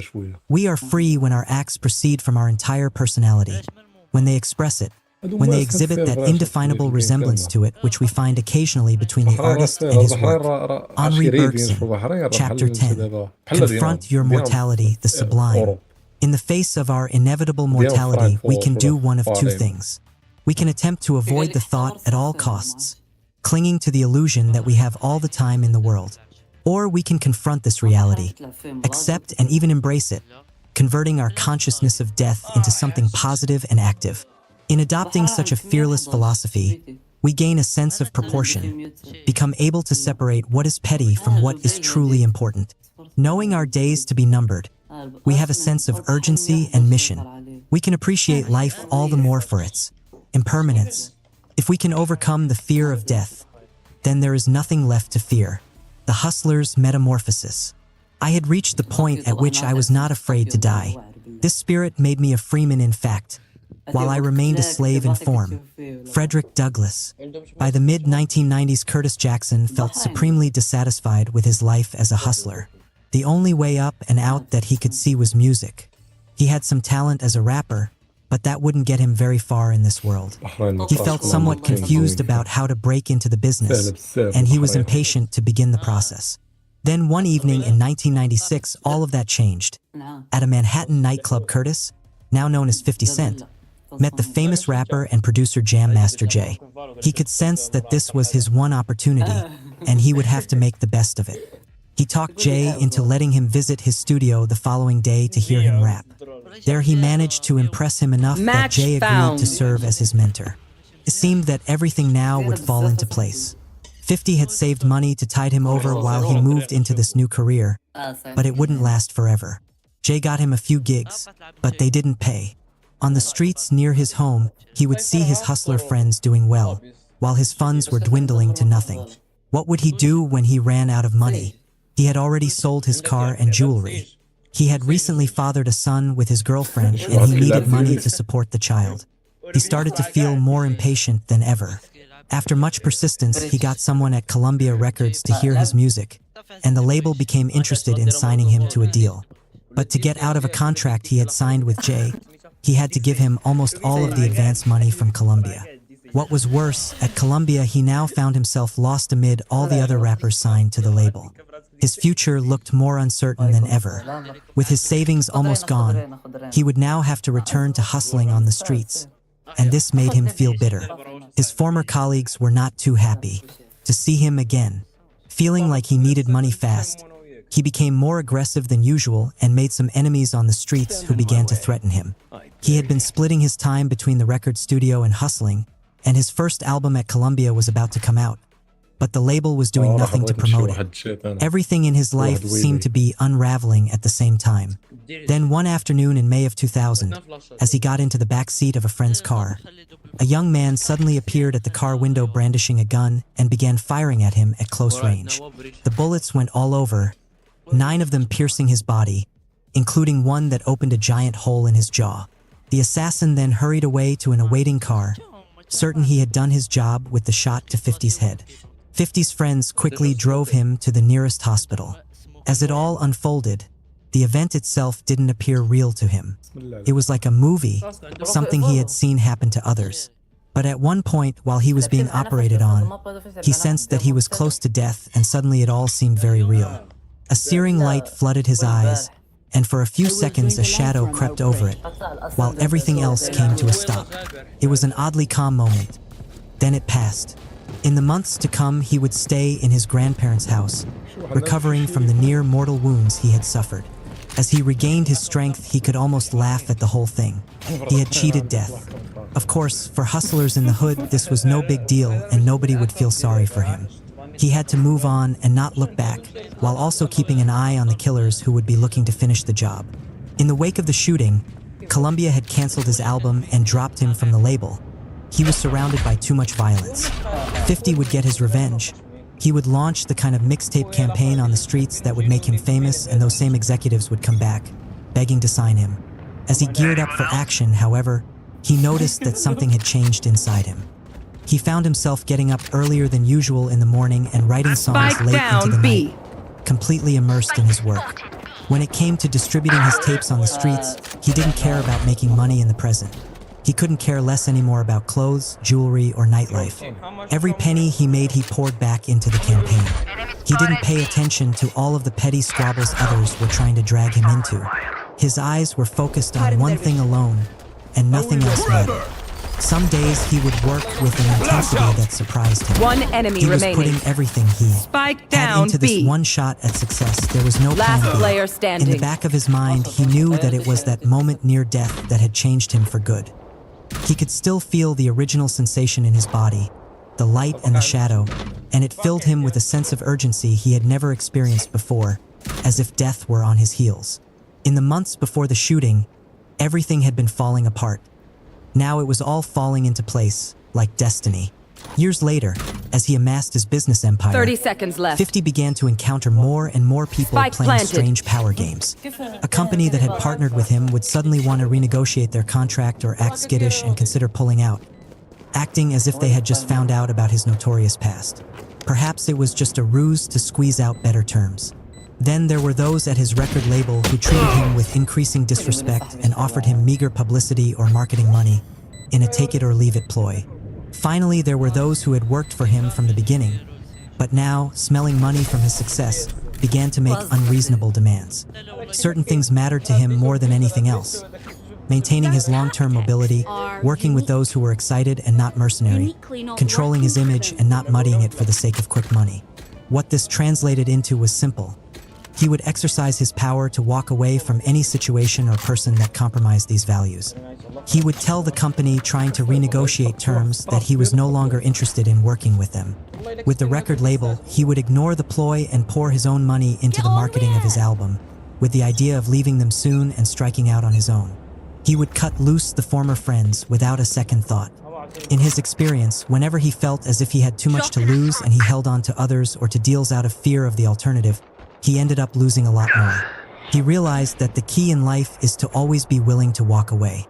He was often surprised that in doing so, or even feeling that way, people would come back to him on his terms, now fearing what they One enemy remaining. And if they didn't return, then good riddance. If he had thought about it at the time, he would have realized that turning his back in this way was an attitude and philosophy that had crystallized in his mind that afternoon of the shooting, when death had brushed against him. Clinging to people or situations out of fear is like desperately holding on to life on even the worst terms, and he had now moved far beyond such a point. He was not afraid of death, so how could he be afraid of anything anymore? The fearless approach. People talk about my getting shot like it represented something special. They act like they're not facing the same thing. But someday everybody has to face a bullet with his or her name on it. 50 Cent.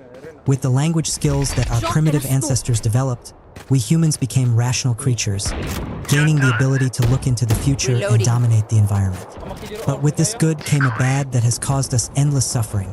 Unlike any other animal, we are conscious of our mortality. This is the source of all our fears. This consciousness of death is nothing more than a thought of the future that awaits us, but this thought is associated with intense pain and separation. It comes with an attendant thought that occasionally haunts us.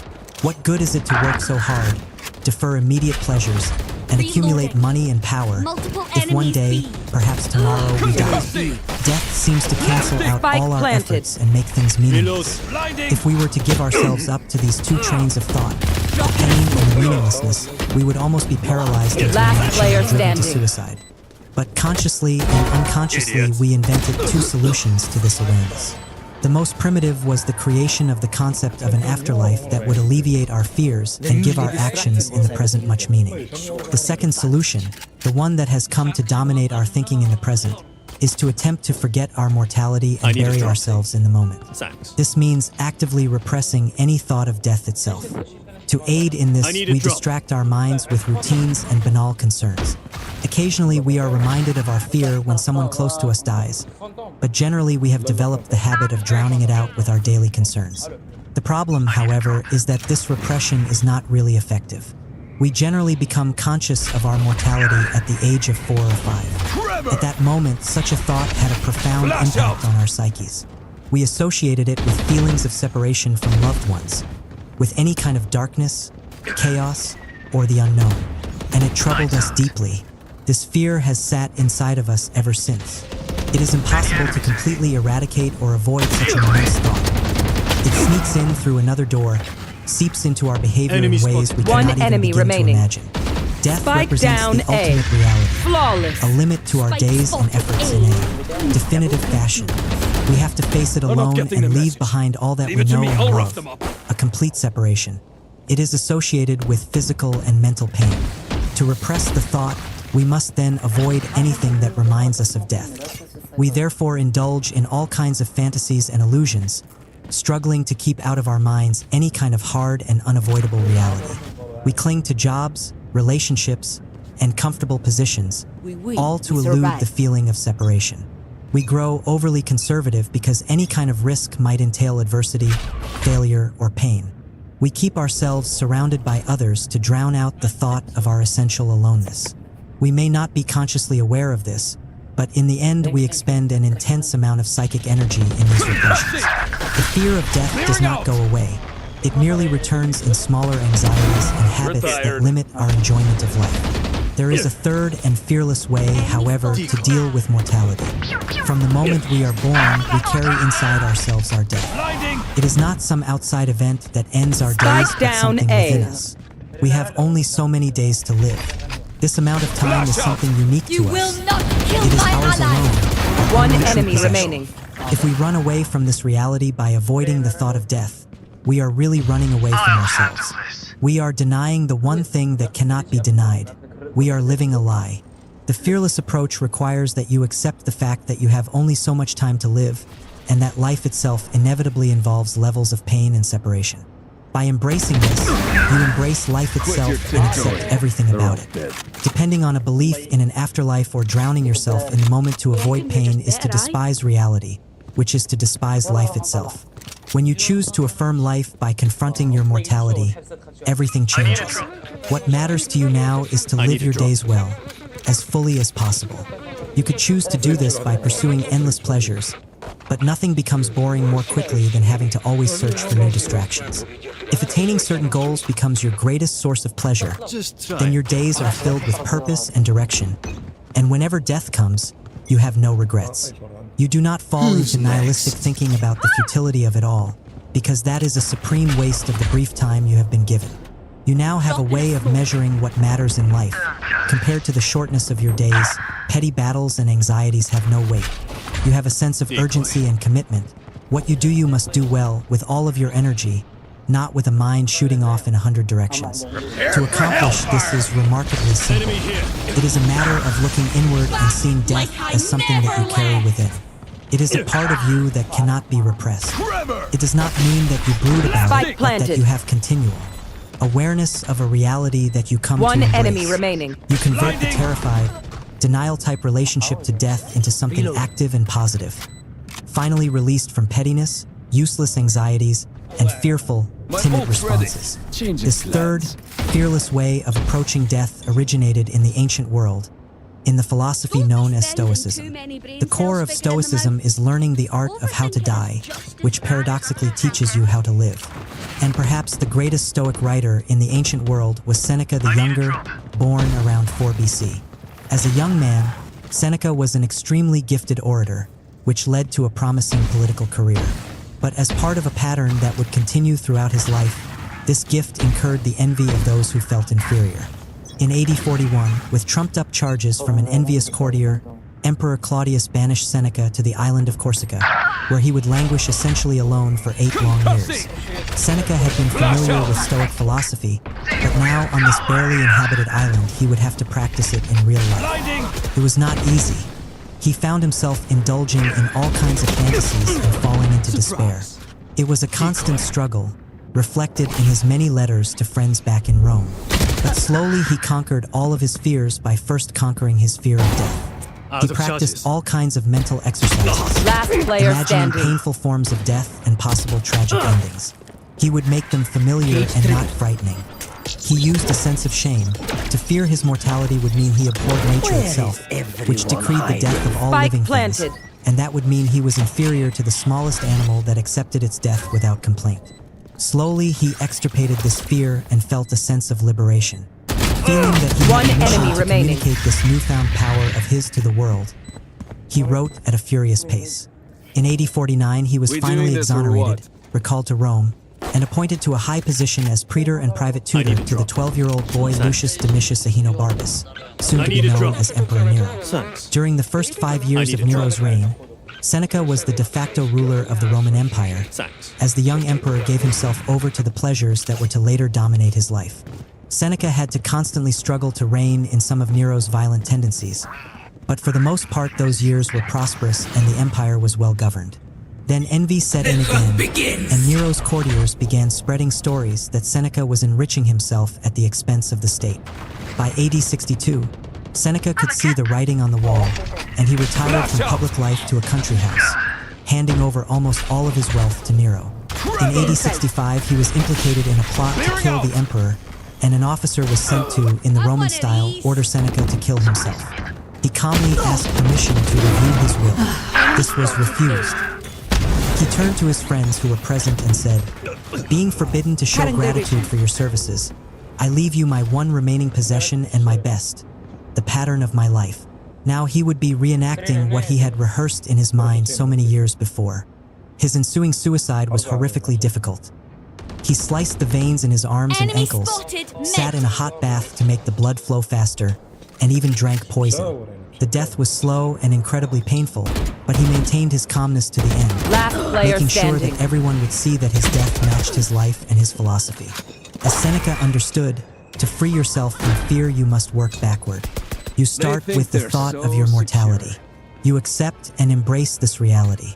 You think ahead to the inevitable moment of your death and determine to face it as bravely as possible. The more you contemplate your mortality, the less you fear it. It becomes a fact you no longer have to repress. By following this path, you know how to die well, and so you can now begin to teach yourself to live well. You will not cling to things unnecessarily.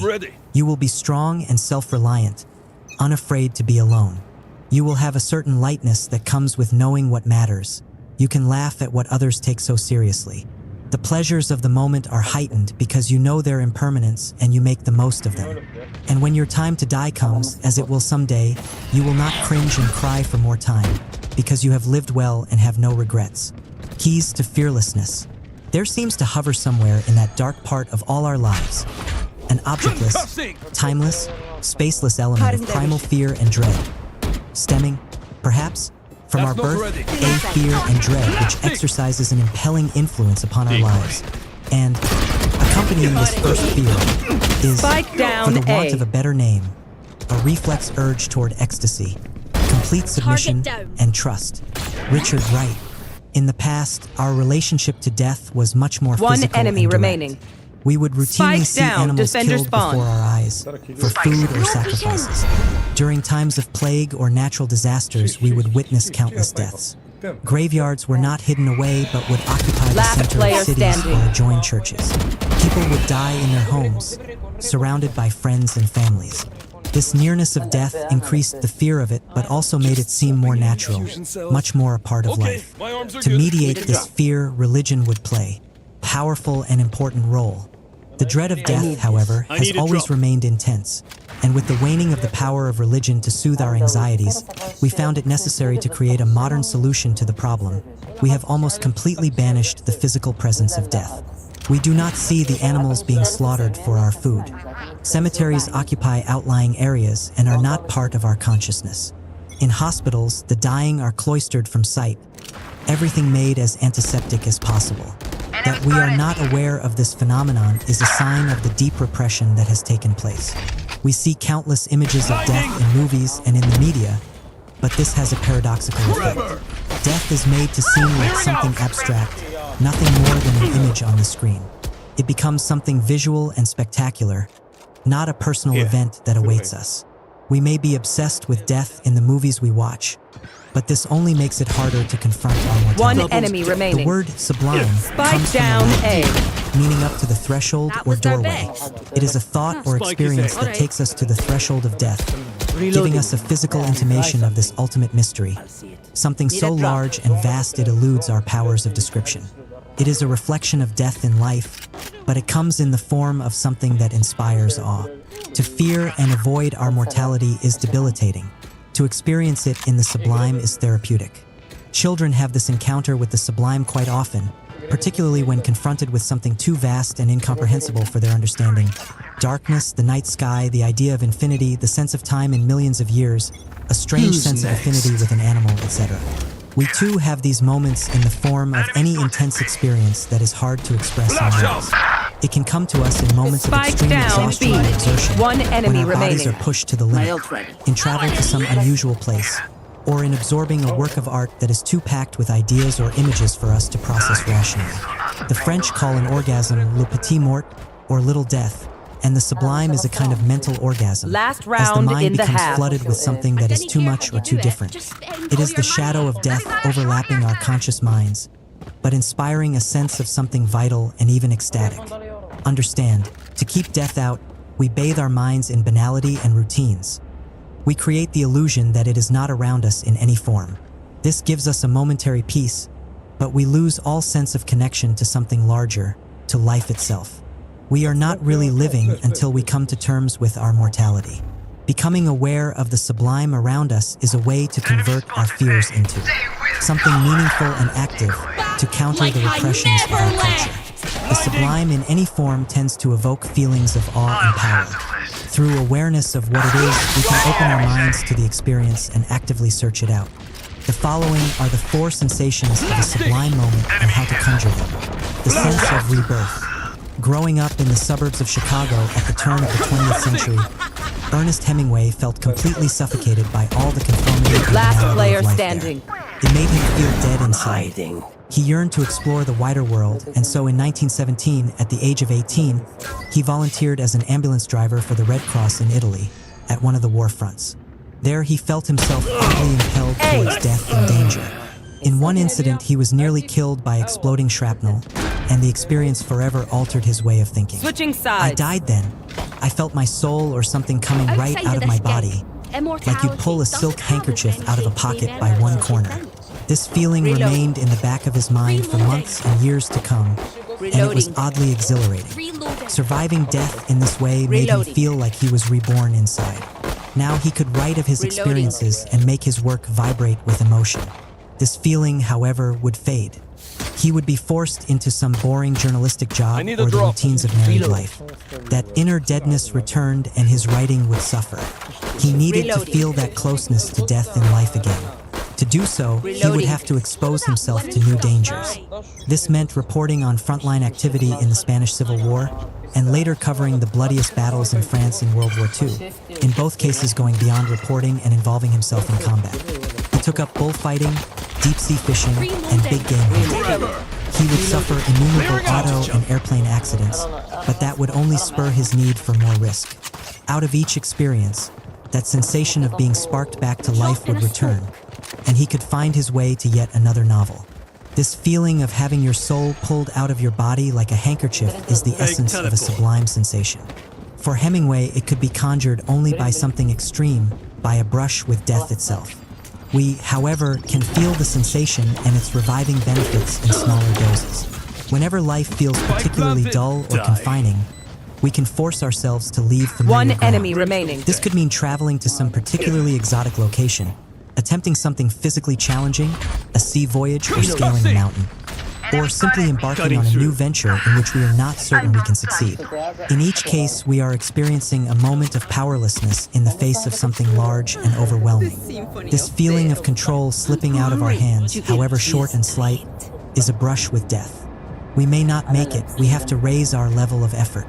In the process, our minds are exposed to new sensations. When we finish the voyage or task and come to safe ground, we feel as if we are reborn.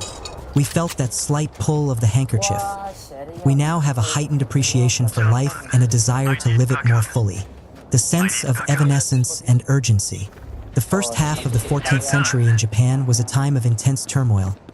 Palace coups and civil wars turned the country upside down. Those of the educated classes felt particularly disturbed by this chaos. In the midst of all this revolution, a low-ranking palace poet leader known as Kenko decided to take his vows and become a Buddhist monk. But instead of retiring to a monastery, he remained in the capital, Kyoto, and quietly observed life around him as the country seemed to fall apart. He wrote a series of short pieces that were not published in his lifetime, but were later collected and printed under the name Essays in Idleness, the fame of this book increasing with time. Many of his observations centered on death, which was all too present in that period. But his thoughts around death went the opposite direction of brooding and morbidity. He found in them something pleasurable and even ecstatic.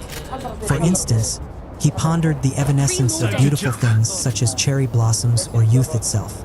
If man were never to fade away like the dews of Adashino, never to vanish like the smoke over Toribima, but lingered on forever in the world, how things would lose their power to move us. The most precious thing in life is its uncertainty. This made him think of insects that lived for only a day or a week, and yet how crowded such time could be. It is the shadow of death that makes everything poignant and meaningful to us. Kenko continually found new ways to measure the vastness of time as it stretches into eternity. A man was buried one day in a cemetery in view of Kenko's residence in Kyoto, the grave marker surrounded by grieving members of the family. As the years went by, he wrote, they would come less and less often. Their feelings of sorrow slowly One faded enemy away. remaining. Within a span of time, they would all be dead, and with them the memory of the man they had buried. The grave marker would become largely covered by grass. Those who would pass by centuries later would see it as a weird mix of stone and nature. Eventually, it would disappear altogether, dissolving into the earth. In the face of this undeniable reality, of this eternal expanse, how can we not feel the preciousness of the present? It is a miracle to be alive even one more day. There are two kinds of time we can experience, the banal and the sublime variety. Banal time is extremely ناخد الأور ناخد الأور نحاول نهرسوا الوول صافي فهمتي أجاري أنا نكون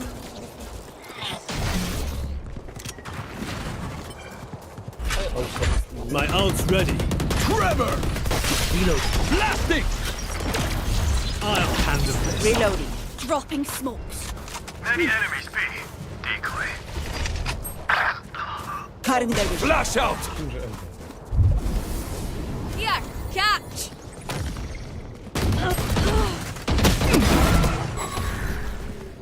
Still in sight. Reloading. قريبة في On my wire. Spike down B. Slammer, where is everyone hiding? My ultimate is ready. One enemy remaining. خلاص سير بلانتي سير بلانتي سير بلانتي بلانتي هنا بلانتي I have the spike. خد سبايك وسير في أي Spike Dropping planted. a smoke. فوق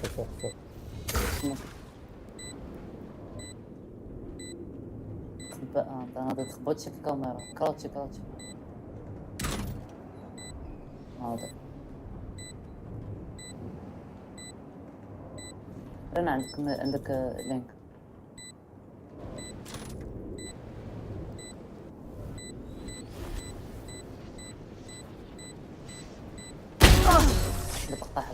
You were barely worth the effort.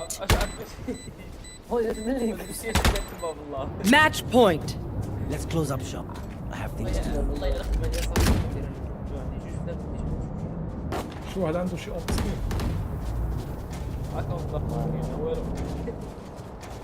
كنت معك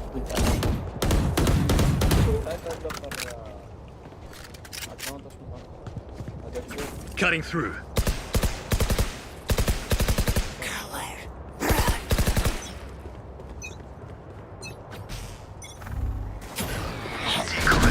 Ay, corazón.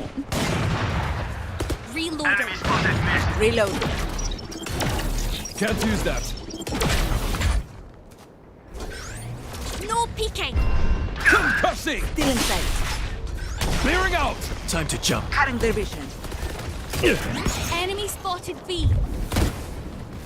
شو واحد فين هناك Blinding! Bye. Bye. One down.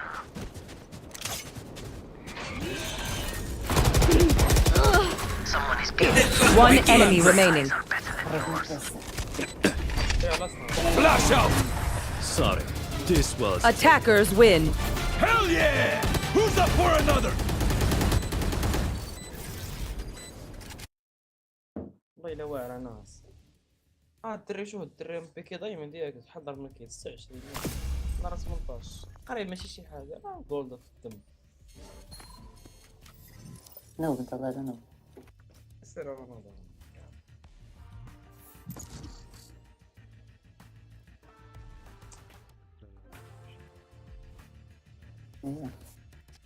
تقريبا نديرو واش الكومبا حتى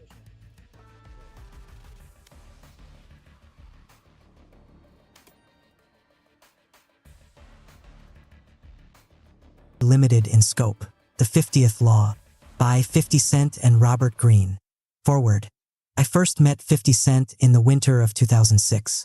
He had been a fan of my book, The 48 Laws of Power, and he was interested in collaborating on a book project. In the meeting, we talked about war, terrorism, the music business. What struck me most was that we had a remarkably similar way of looking at the world, one that transcended the great differences in our backgrounds. For instance, in discussing the power games he was experiencing at that time in the music business, we both looked past people's benign explanations for their behavior and tried to figure out what they were really up to. He developed this way of thinking on the dangerous streets of Southside Queens, where it was a necessary life skill. I came to it by reading a lot of history and observing the crafty maneuvers of various people in Hollywood, where I worked for many years. The perspective, however, is the same. We left the meeting that day with an open-ended idea about a future project. As I pondered the possible theme of this book over the following months, I became increasingly intrigued by the idea of bringing our two worlds together. What excites me about America is its social mobility, people continually rising from the bottom to the top and altering the culture in the process. On another level, however, we remain a nation that lives in social ghettos. Celebrities generally congregate around other celebrities. Academics and intellectuals are cloistered in their worlds. People like to associate with those of their kind. If we leave these narrow worlds, it is usually as an observer or tourist of another way of life. What seemed an interesting possibility here was to ignore our surface differences as much as possible and collaborate on the level of ideas, illuminating some truths about human nature that go beyond class or ethnicity. With an open mind and the idea of figuring out what this book could be, I hung out with 50 throughout much of 2007. I was given almost complete access to his world.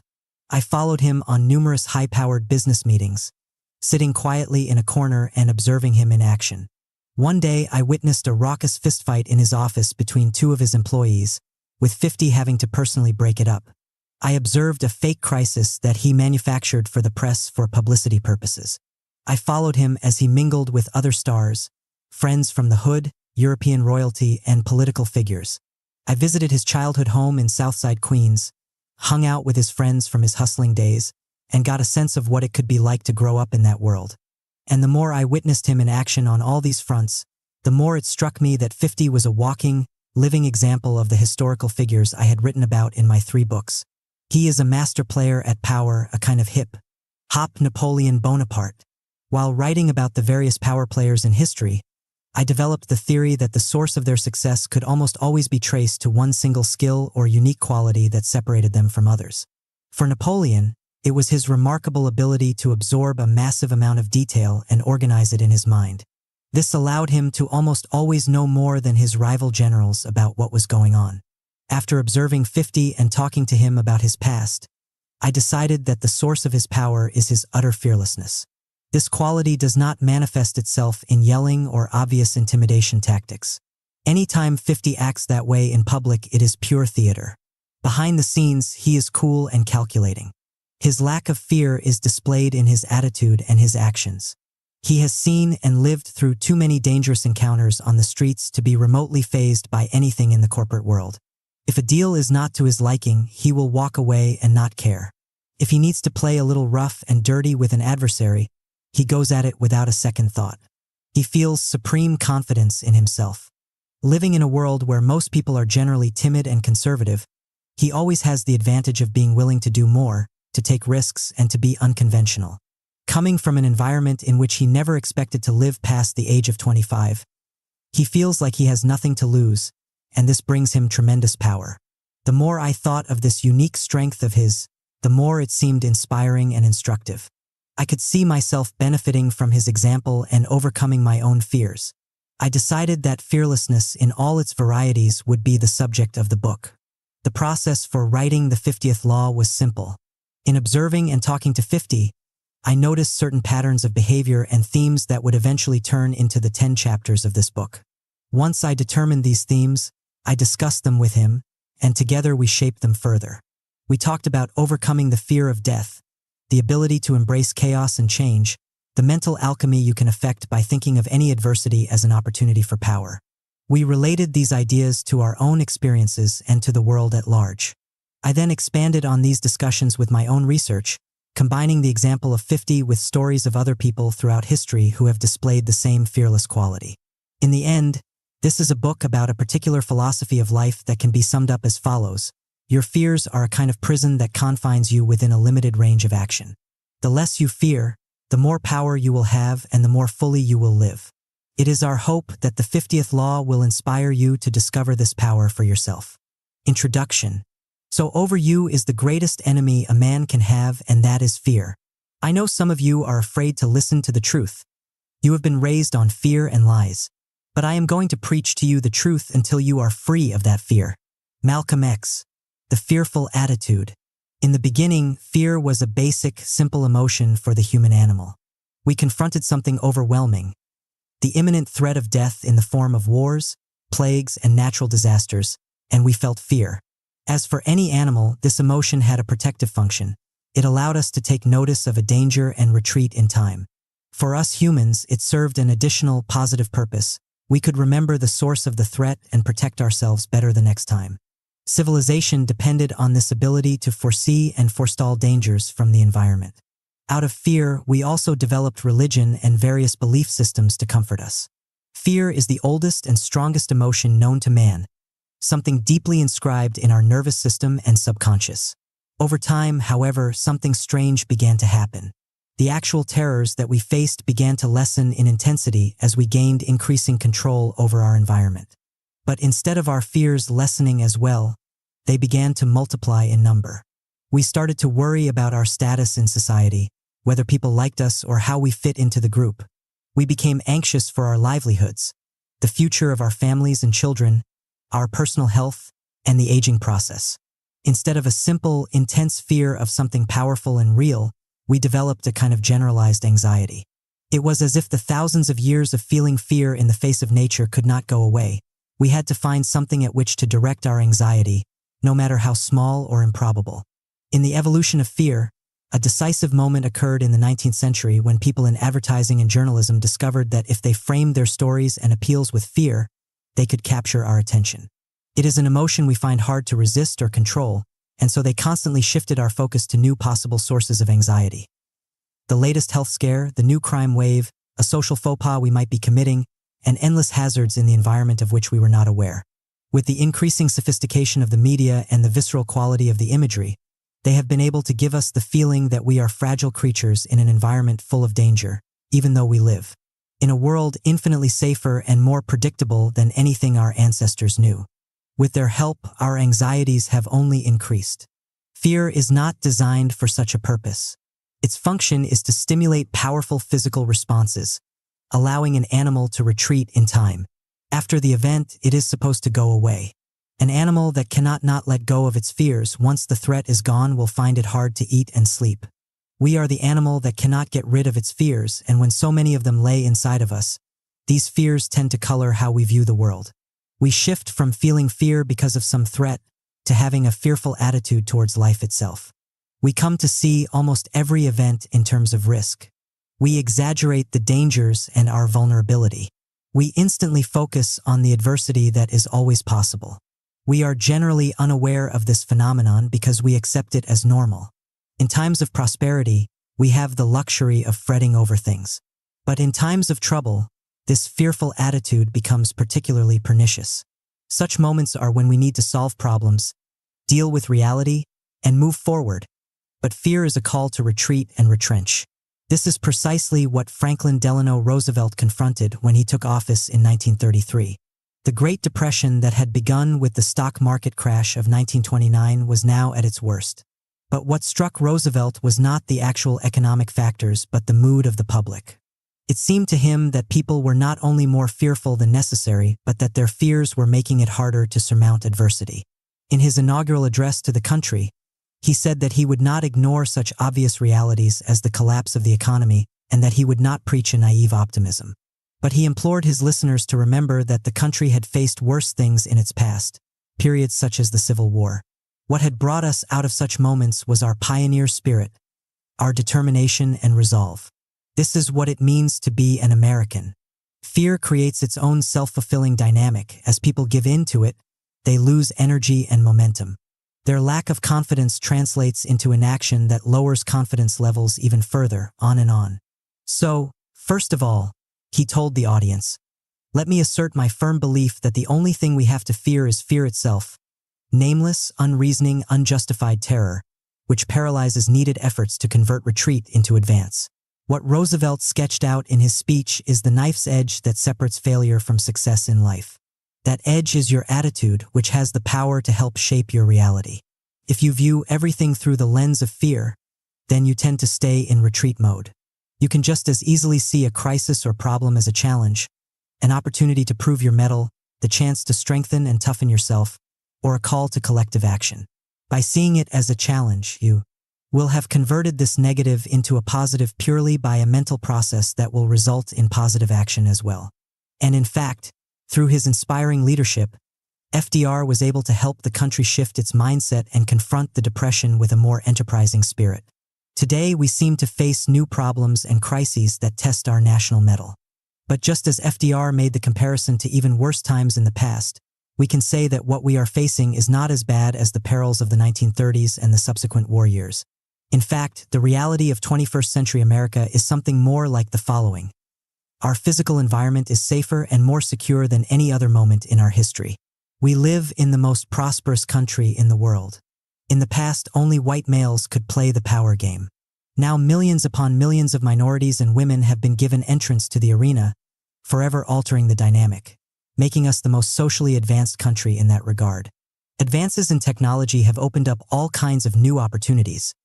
Old business models are dissolving, leaving the field wide open for innovation. It is a time of sweeping change and revolution. We face certain challenges as well. The world has become more competitive. The economy has undeniable vulnerabilities and is in need of reinvention. As in all situations, the determining factor will be our attitude, how we choose to look at this reality.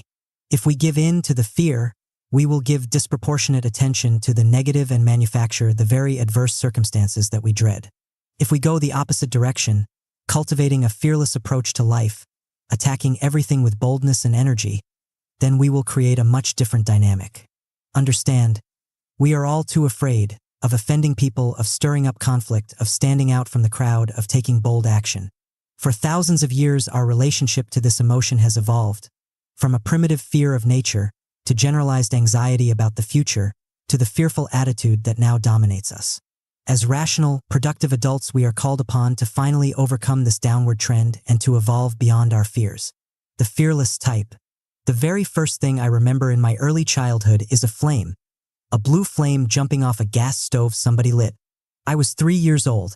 I felt fear, real fear, for the first time in my life. But I remember it also like some kind of adventure. Some kind of weird joy, too. I guess that experience took me someplace in my head I hadn't been before. To some frontier, the edge, maybe, of everything possible. The fear I had was almost like an invitation. A challenge to go forward into something I knew nothing about. That's where I think my personal philosophy of life started, with that moment. In my mind, I have always believed and thought since then that my motion had to be forward, away from the heat of that flame. Miles Davis. There are two ways of dealing with fear, one passive, the other active. In the passive mode, we seek to avoid the situation that causes us anxiety. This could translate into postponing any decisions in which we might hurt people's feelings. It could mean opting for everything to be safe and comfortable in our daily lives, so no amount of messiness can enter. When we are in this mode, it is because we feel that we are fragile and would be damaged by an encounter with the thing we dread. The active variety is something most of us have experienced at some point in our lives. The risky or difficult situation that we fear is thrust upon us. It could be a natural disaster, a death of someone close to us, or a reversal in fortune in which we lose something. Often in these moments we find an inner strength that surprises us. What we feared is not so bad. We cannot avoid it and have to find a way to overcome our fear or suffer real consequences. Such moments are oddly therapeutic because finally we are confronting something real, not an imagined fear scenario fed to us by the media. We can let go of this fear. The problem is that such moments tend to not last very long or repeat themselves too often. They can quickly lose their value and we return to the passive, avoidance mode. When we live in relatively comfortable circumstances, the environment does not press on us with obvious dangers, violence, or limitations to our movement. Our main goal then is to maintain the comfort and security we have, and so we become more sensitive to the slightest risk or threat to the status quo. We find it harder to tolerate feelings of fear because they are more vague and troubling, so we remain in the passive mode. Throughout history, however, there are people who have lived in much tighter circumstances, dangers pressing in on them on a daily basis. These types must confront their fears in the active mode again and again and again. This could be growing up in extreme poverty, facing death on the battlefield or leading an army in war, living through tumultuous, revolutionary periods, being a leader in a time of crisis, suffering personal loss or tragedy, or having a brush with death. Countless people grow up in or with such circumstances and their spirit is crushed by adversity. But a few rise above. It is their only positive choice. They must confront these daily fears and overcome them, or submit to the downward pull. They are toughened and hardened to the point of steel. Understand, no one is born this way. It is unnatural to not feel fear. It is a process that requires challenges and tests. What separates those who go under and those who rise above adversity is the strength of their will and their hunger for power. At some point, this defensive position of overcoming fears converts to an offensive one, a fearless attitude. Such types learn the value not only of being unafraid but also of attacking life with a sense of boldness and urgency and an unconventional approach, creating new models instead of following old ones. They see the great power this brings them, and it soon becomes their dominant mindset. We find these types in all cultures and all time periods, from Socrates and the Stoics to Cornelius Vanderbilt and Abraham Lincoln. Napoleon Bonaparte represents a classic fearless type. He began his career in the military just as the French Revolution exploded. At this critical moment in his life, he had to experience one of the most chaotic and terrifying periods in history. He faced endless dangers on the battlefield as a new kind of warfare was emerging, and he navigated through innumerable political intrigues in which one wrong move could lead to the guillotine.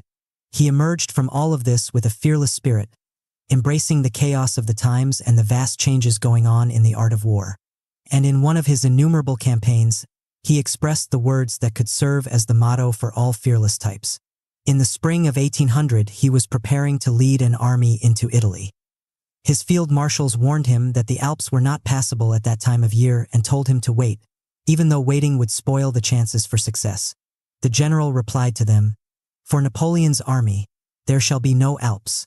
And mounted on a mule, Napoleon proceeded to personally lead his troops through treacherous terrain and past innumerable obstacles. It was the force of one man's will that brought them through the Alps, catching the enemy completely by surprise and defeating them. There are no Alps and no obstacles that can stand in the way of a person without fears. Another example of the type would have to be the great abolitionist and writer Frederick Douglass, who was born into slavery in Maryland in 1817. As he later wrote, slavery was a system that depended on the creation of deep levels of fear. Douglass continually forced himself in the opposite direction.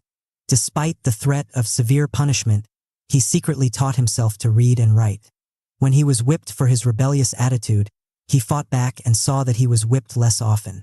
Without money or connections, he escaped to the North at the age of 20. He became a leading abolitionist, touring the North and telling audiences about the evils of slavery. The abolitionists wanted him to stay on his lecture circuit and repeat the same stories over and over, but Douglass wanted to do much more, and he once again rebelled. He founded his own anti-slavery newspaper, an unheard of act for a former slave. The newspaper went on to have tremendous success. At each stage of his life, Douglass was tested by the powerful odds against him. Instead of giving in to the fear of whippings, being alone on the streets of unfamiliar cities, facing the wrath of the abolitionists, he raised his level of boldness and pushed himself further onto the offensive.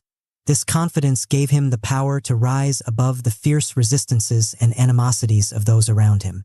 That is the physics that all fearless types discover at some point, an appropriate ratcheting up of self-belief and energy when facing negative or even impossible circumstances. Fearless people do not emerge exclusively from poverty or a harsh physical environment. Franklin Delano Roosevelt grew up in a wealthy, privileged family. At the age of 39, he contracted polio, which paralyzed him from the waist down. This was a turning point in his life, as he faced a severe limitation to his movement and possibly an end to his political career. He refused, however, to give in to the fear and the downward pull on his spirit. He went the opposite direction, struggling to make the most of his physical condition and developing an indomitable spirit that would transform him into our most fearless president. For this type of person, any kind of encounter with adversity or limitation, at any age, can serve as the crucible for forging the attitude. The new fearless type. This past, the Negro's past, of rope, fire, torture, death, and humiliation. Fear by day and night. Fear as deep as the marrow of the bone. This past, this endless struggle to achieve and confirm a human identity, yet contains, for all its horror, something very beautiful. People who cannot suffer can never grow up, can never discover who they are. James Baldwin. Through much of the 19th century, Americans faced all kinds of dangers and adversity, the hostile physical environment of the frontier, sharp political divisions, a lawlessness and chaos that came out of great changes in technology and social mobility. We responded to this constrictive environment by overcoming our fears and developing what came to be known as a pioneer spirit, our sense of adventure and our renowned ability to solve problems. With our growing prosperity, this began to change. In the 20th century, however, one environment remained as harsh as ever, the black ghettos of inner-city America. And out of such a crucible, a new fearless type came forward, exemplified by such figures as James Baldwin, Malcolm X, and Muhammad Ali. But the racism of the times constricted their ability to give full rein to this spirit. In recent times, newer types have emerged from inner-city America with more freedom to advance to the highest points of power in America, in entertainment, politics, and business. They come from a Wild West-like environment in which they have learned to fend for themselves and give full rein to their ambition. Their education comes from the streets and their own rough experiences. In a way, they are throwbacks to the freewheeling types of the 19th century, who had little formal schooling but created a new way of doing business. Their spirit fits the disorder of the 21st century. They are fascinating to watch and in some ways have much to teach us. The rapper known as 50 Cent, aka Curtis Jackson, would have to be considered one of the more dramatic contemporary examples of this phenomenon and this type. He grew up in a particularly violent and tense neighborhood, Southside Queens, in the midst of the crack epidemic of the 1980s. And in each phase of his life, he has had to face a series of dangers that both tested and toughened him, rituals of initiation into the fearless attitude he has slowly developed. One of the greatest fears that any child has is that of being abandoned, left alone in a terrifying world. It is the source of our most primal nightmares. This was 50's reality. He never knew his father, and his mother was murdered when he was 8 years old. He quickly developed the habit of not depending on other people to protect or shelter him. This meant that in every subsequent encounter in life in which he felt fear, he could turn only to himself. If he did not want to feel the emotion, he had to learn to overcome it on his own. He began hustling on the streets at any early age, and there was no way he could avoid feeling fear. On a daily basis, he had to confront violence and aggression. And seeing fear in action so routinely, he understood what a destructive and debilitating emotion it could be. On the streets, showing fear would make people lose respect for you. You would end up being pushed around and more likely to suffer violence because of your desire to avoid it. You had no choice. If you were to have any kind of power as a hustler, you had to overcome this emotion. No one could read it in your eyes. This meant that he would have to place himself again and again in the situations that stimulated anxiety. The first time he faced someone with a gun, he was frightened. The second time, less so. The third time, it meant nothing. Testing and proving his courage in this way gave him a feeling of tremendous power. He quickly learned the value of boldness, how he could push others on their heels by feeling supreme confidence in himself. But no matter how tough and hardened they become, hustlers usually face one daunting obstacle: the fear of leaving the streets that are so familiar and that have taught them all of their skills. They become addicted to the lifestyle, and even though they are likely to end up in prison or die an early death, they cannot leave the hustling racket. 50, however, had greater ambitions than to become merely a successful hustler, and so he forced himself to face and overcome this one powerful fear.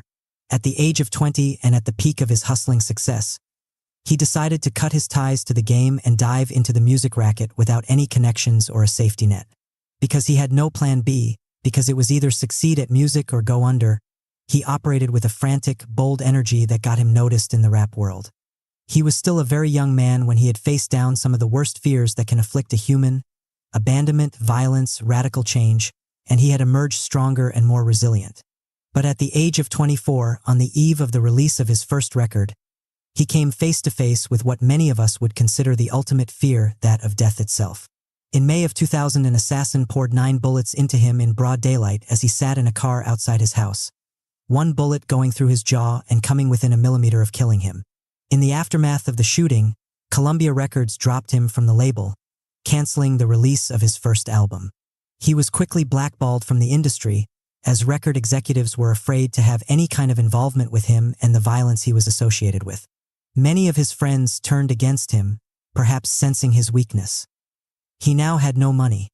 He couldn't really return to hustling after turning his back on it, and his music career seemed to be over. This was one of those turning points that reveals the power of one's attitude in the face of adversity. It was as if he were confronting the impassable Alps. At this moment, he did as Frederick Douglass did. He decided to ratchet up his anger, energy, and fearlessness. Coming so close to death, he understood how short life could be. He would not waste a second. He would spurn the usual path to success, working within the record industry, nabbing that golden deal and putting out the music they thought would sell. He would go his own way, launching a mixtape campaign in which he would sell his music or give it away, for free on the streets. In this way, he could hone the hard and raw sounds that he felt were more natural to him. He could speak the language of the hood without having to soften it at all. Suddenly, he felt a great sense of freedom. He could create his own business model, be as unconventional as he desired. He felt like he had nothing to lose, as if the last bits of fear that still remained within him had bled out in the car that day in 2000. The mixtape campaign made him famous on the streets and caught the attention of Eminem, who quickly signed 50 to his and Dr. Dre's label, setting the stage for 50's meteoric rise to the top of the music world in 2003, and the subsequent creation of the business empire he has forged since. We are living through strange, revolutionary times. The old order is crumbling before our eyes on so many levels. And yet, in such an unruly moment, our leaders in business and politics cling to the past and the old ways of doing things. They are afraid of change and any kind of disorder. The new fearless types, as represented by 50, move in the opposite direction. They find that the chaos of the times suits their temperament. They have grown up being unafraid of experimentation, hustling, and trying new ways of operating. They embrace the advances in technology that make others secretly fearful. They let go of the past and create their own business model. They do not give in to the conservative spirit that haunts corporate America in this radical period.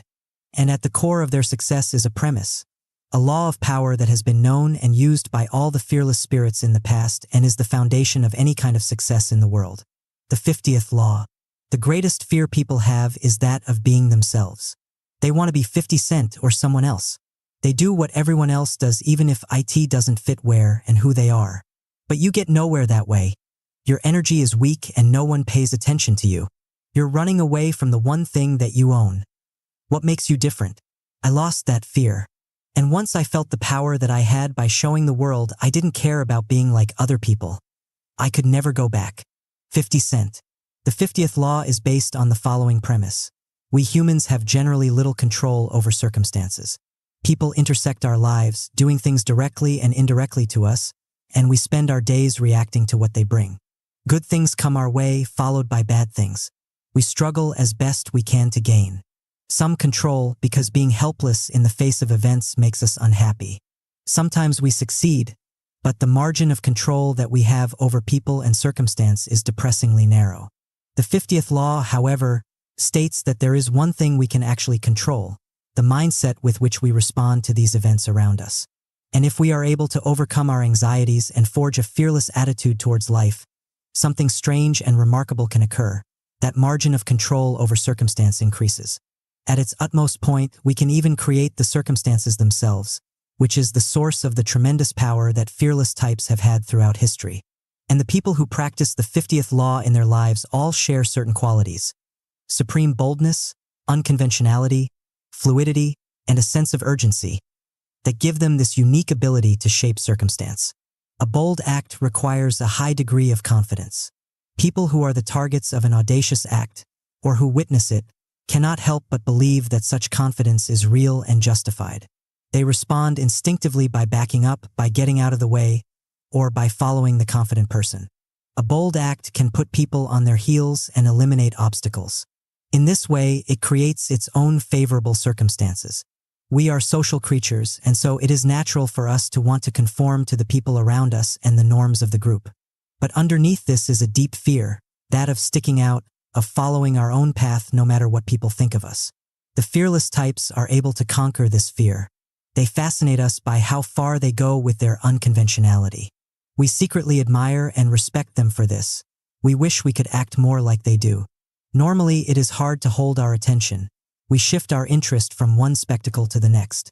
But those who fearlessly express their difference compel our attention on a deeper level for a longer duration, which translates into power and control. Many of us respond to the shifting circumstances of life by trying to micromanage everything in our immediate environment.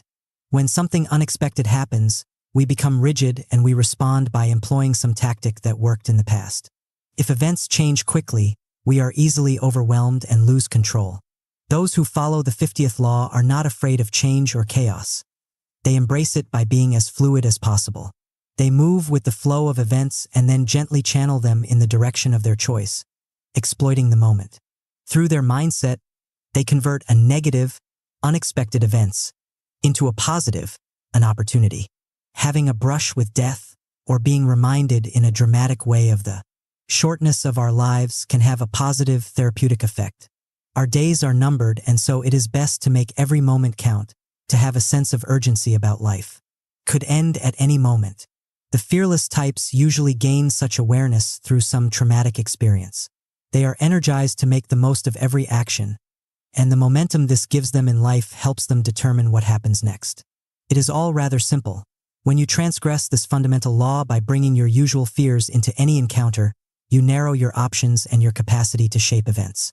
Your fear can even bring you into a negative field where your powers are reversed. Being conservative, for instance, can force you into a corner in which you are more likely to lose what you have in the long run because you also lose the capacity to adapt to change. Trying so hard to please people can actually end up pushing them away.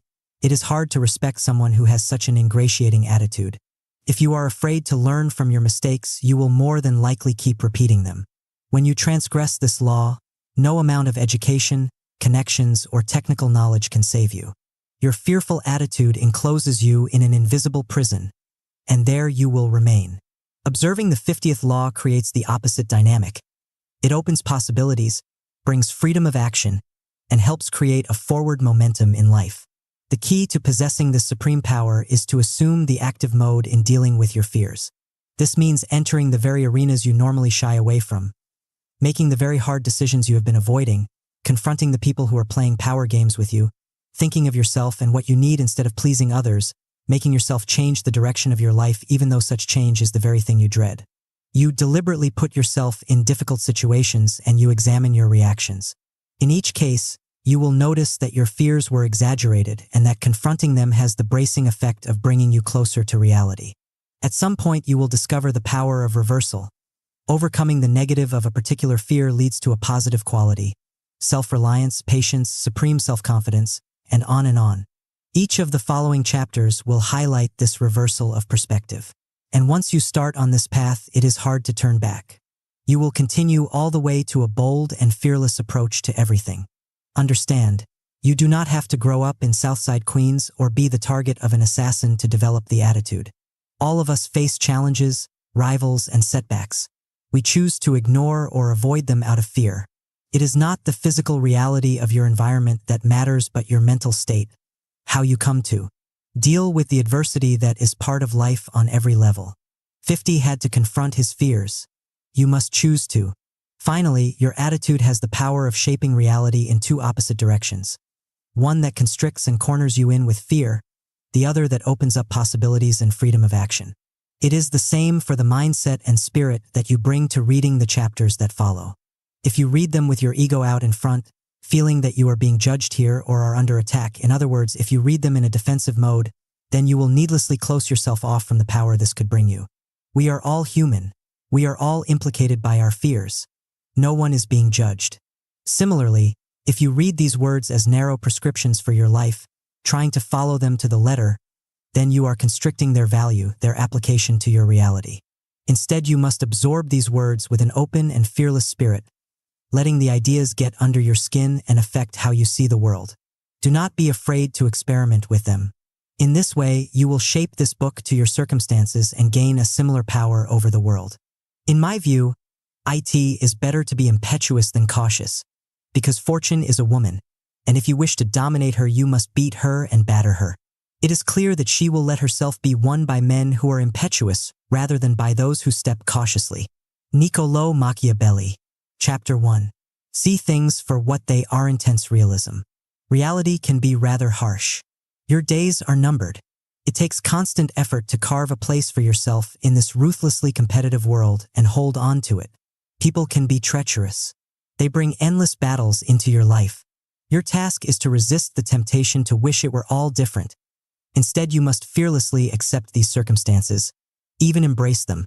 By focusing your attention on what is going on around you, you will gain a sharp appreciation for what makes some people advance and others fall behind.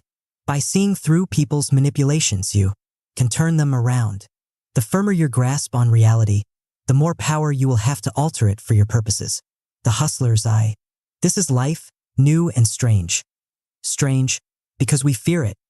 New, because we have kept our eyes turned from it. Men are men and life is life, and we must deal with them as they are. And if we want to change them, we must deal with them in the form in which they exist. Richard Wright. As a boy, Curtis Jackson, aka 50 Cent, had one dominant drive: ambition. He wanted more than anything the very things that it seemed he could never have: money, freedom, and power. Looking out on the streets of Southside Queens where he grew up, Curtis saw a grim, depressing reality staring him in the face. He could go to school and take it seriously, but the kids who did that didn't seem to get very far: a life of low-paying jobs. He could turn to crime and make his money fast, but the ones who went for that either died young or spent much of their youth in prison. He could escape it all by taking drugs. Once you start down that path, there is no turning back. The only people he could see who led the life that he dreamed of were the hustlers, the drug dealers. They had the cars, the clothes, the lifestyle, the degree of power that matched his ambitions. And so by the age of 11, he had made the choice to follow that path and become the greatest hustler of them all. The further he got into it, however, the more he realized that the reality was much grimier and harsher than he had imagined. The drug fiends, the customers, were erratic and hard to figure out. The fellow hustlers were all fighting over the same limited number of corners, and they'd stab you in the back in an instant. The big-time dealers who ran the neighborhood could be violent and heavy-handed. If you did too well, someone would try to take what you had. The police were everywhere. One wrong move could land you in prison. How could he possibly succeed amid this chaos and avoid all of the inevitable dangers? It seemed impossible. One day he was discussing the troublesome aspects of the game with an older hustler named Truth, who told him something he would never forget. "Don't complain about the difficult circumstances," he said. "In fact, the hard life of these streets is a blessing if you know what you're doing. Because it is such a dangerous world, a hustler has to focus intensely on what's going on around him. He has to get a feel for the streets, whose trouble, where there might be some new opportunity. He has to see through all the bullshit people throw at him, their games, their lousy ideas. He has to look at himself, see his own limitations and stupidity. All of this sharpens the eye to a razor's edge, making him a keen observer of everything. That's his power. The greatest danger we face," he told Curtis, "is not the police or some nasty rival. It's the mind going soft. I've seen it happen to many a hustler," he said. "If things go well, he starts thinking it will go on forever and he takes his eyes off the streets. If things go bad, he starts wishing it were all different and he comes up with some foolish scheme to get quick, easy money. Either way, he falls fast. Lose your grip on reality on these streets and you might as well kill yourself." In the months to come, Curtis thought more and more about what Truth had told him, and it began to sink in. He decided to transform the hustler's words into a kind of code that he would live by. He would trust no one. He would conceal his intentions, even from friends and partners. And no matter how high or low life brought him, he would remain the supreme realist, keeping his hustler's eye sharp and focused. Over the next few years, he became one of the savviest hustlers in his neighborhood, operating a small crew that brought him good money. The future looked promising, but a moment's inattention got him trapped in a police sting. And at the age of 16, he was sentenced to 9 months in a shock rehabilitation center in upstate New York. In this unfamiliar space and with time to reflect, suddenly the words of Truth came back to him. This was not the time to get depressed or to dream, but to fix that hustler's eye on himself and the world he lived in. See it as it is, no matter how ugly. He had unbridled ambition. He wanted real power, something he could build on. But no street hustler lasts that long. It's a young man's game. By the time hustlers reach their 20s, they slow down and something bad happens or they go scurrying into a low-paying job. And what blinds them to this reality is the money and lifestyle in the moment. They think it will go on forever. They're too afraid to try something else. It doesn't matter how clever you are. There's a ceiling to how high you can rise. He had to wake up and get out while he was still young and his ambitions could be realized. He would not be afraid. And so based on these reflections, he decided he would make a break into music. He would find a mentor, someone who could teach him the ropes. He would learn everything he could about music and the business. He would have no plan B. It was either make it there or die. Operating with a kind of desperate energy, he made the transition into music, carving a place for himself by creating a sound that was hard-driving and reflected the realities of the streets. After a relentless mixtape campaign in New York, he got the attention of Eminem, and a record deal followed. Now he seemed to have realized his childhood ambitions. He had money and power. People were nice to him. Everywhere he went they flattered him, wanting to be a part of his success. He could feel it happening. The good press, the sycophantic followers, it was all starting to go to his head and dull his vision.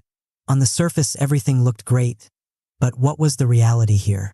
Now more than ever he needed that clear, penetrating eye to see past all the hype and glamour. The more he looked at it, the more he realized that the reality of the music business was as harsh as the streets. The executives who ran the labels were ruthless. They distracted you with their charming words, but in fact they could care less about your future as an artist.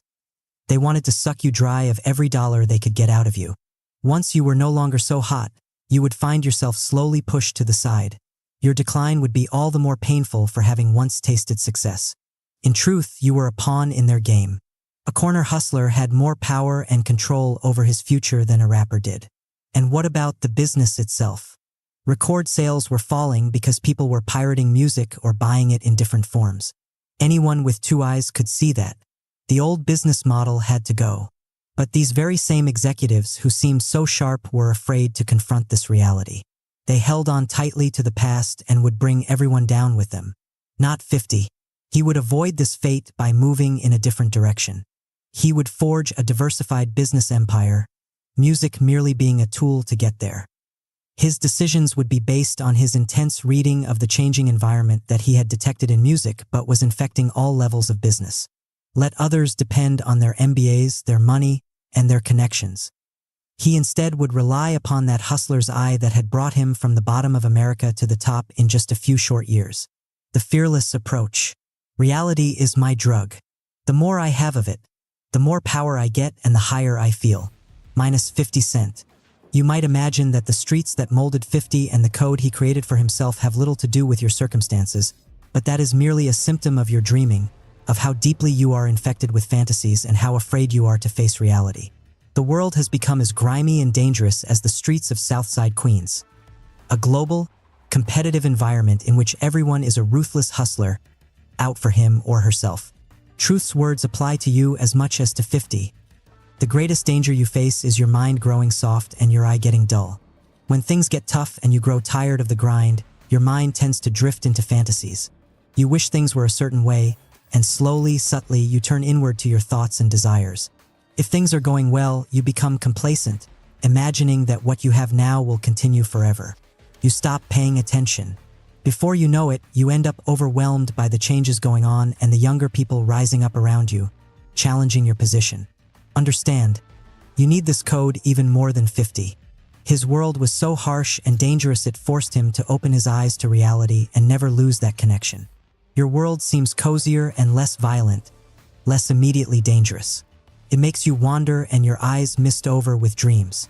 The competitive dynamic, the streets, the business world, is in fact the same, but your apparently comfortable environment makes it harder for you to see it.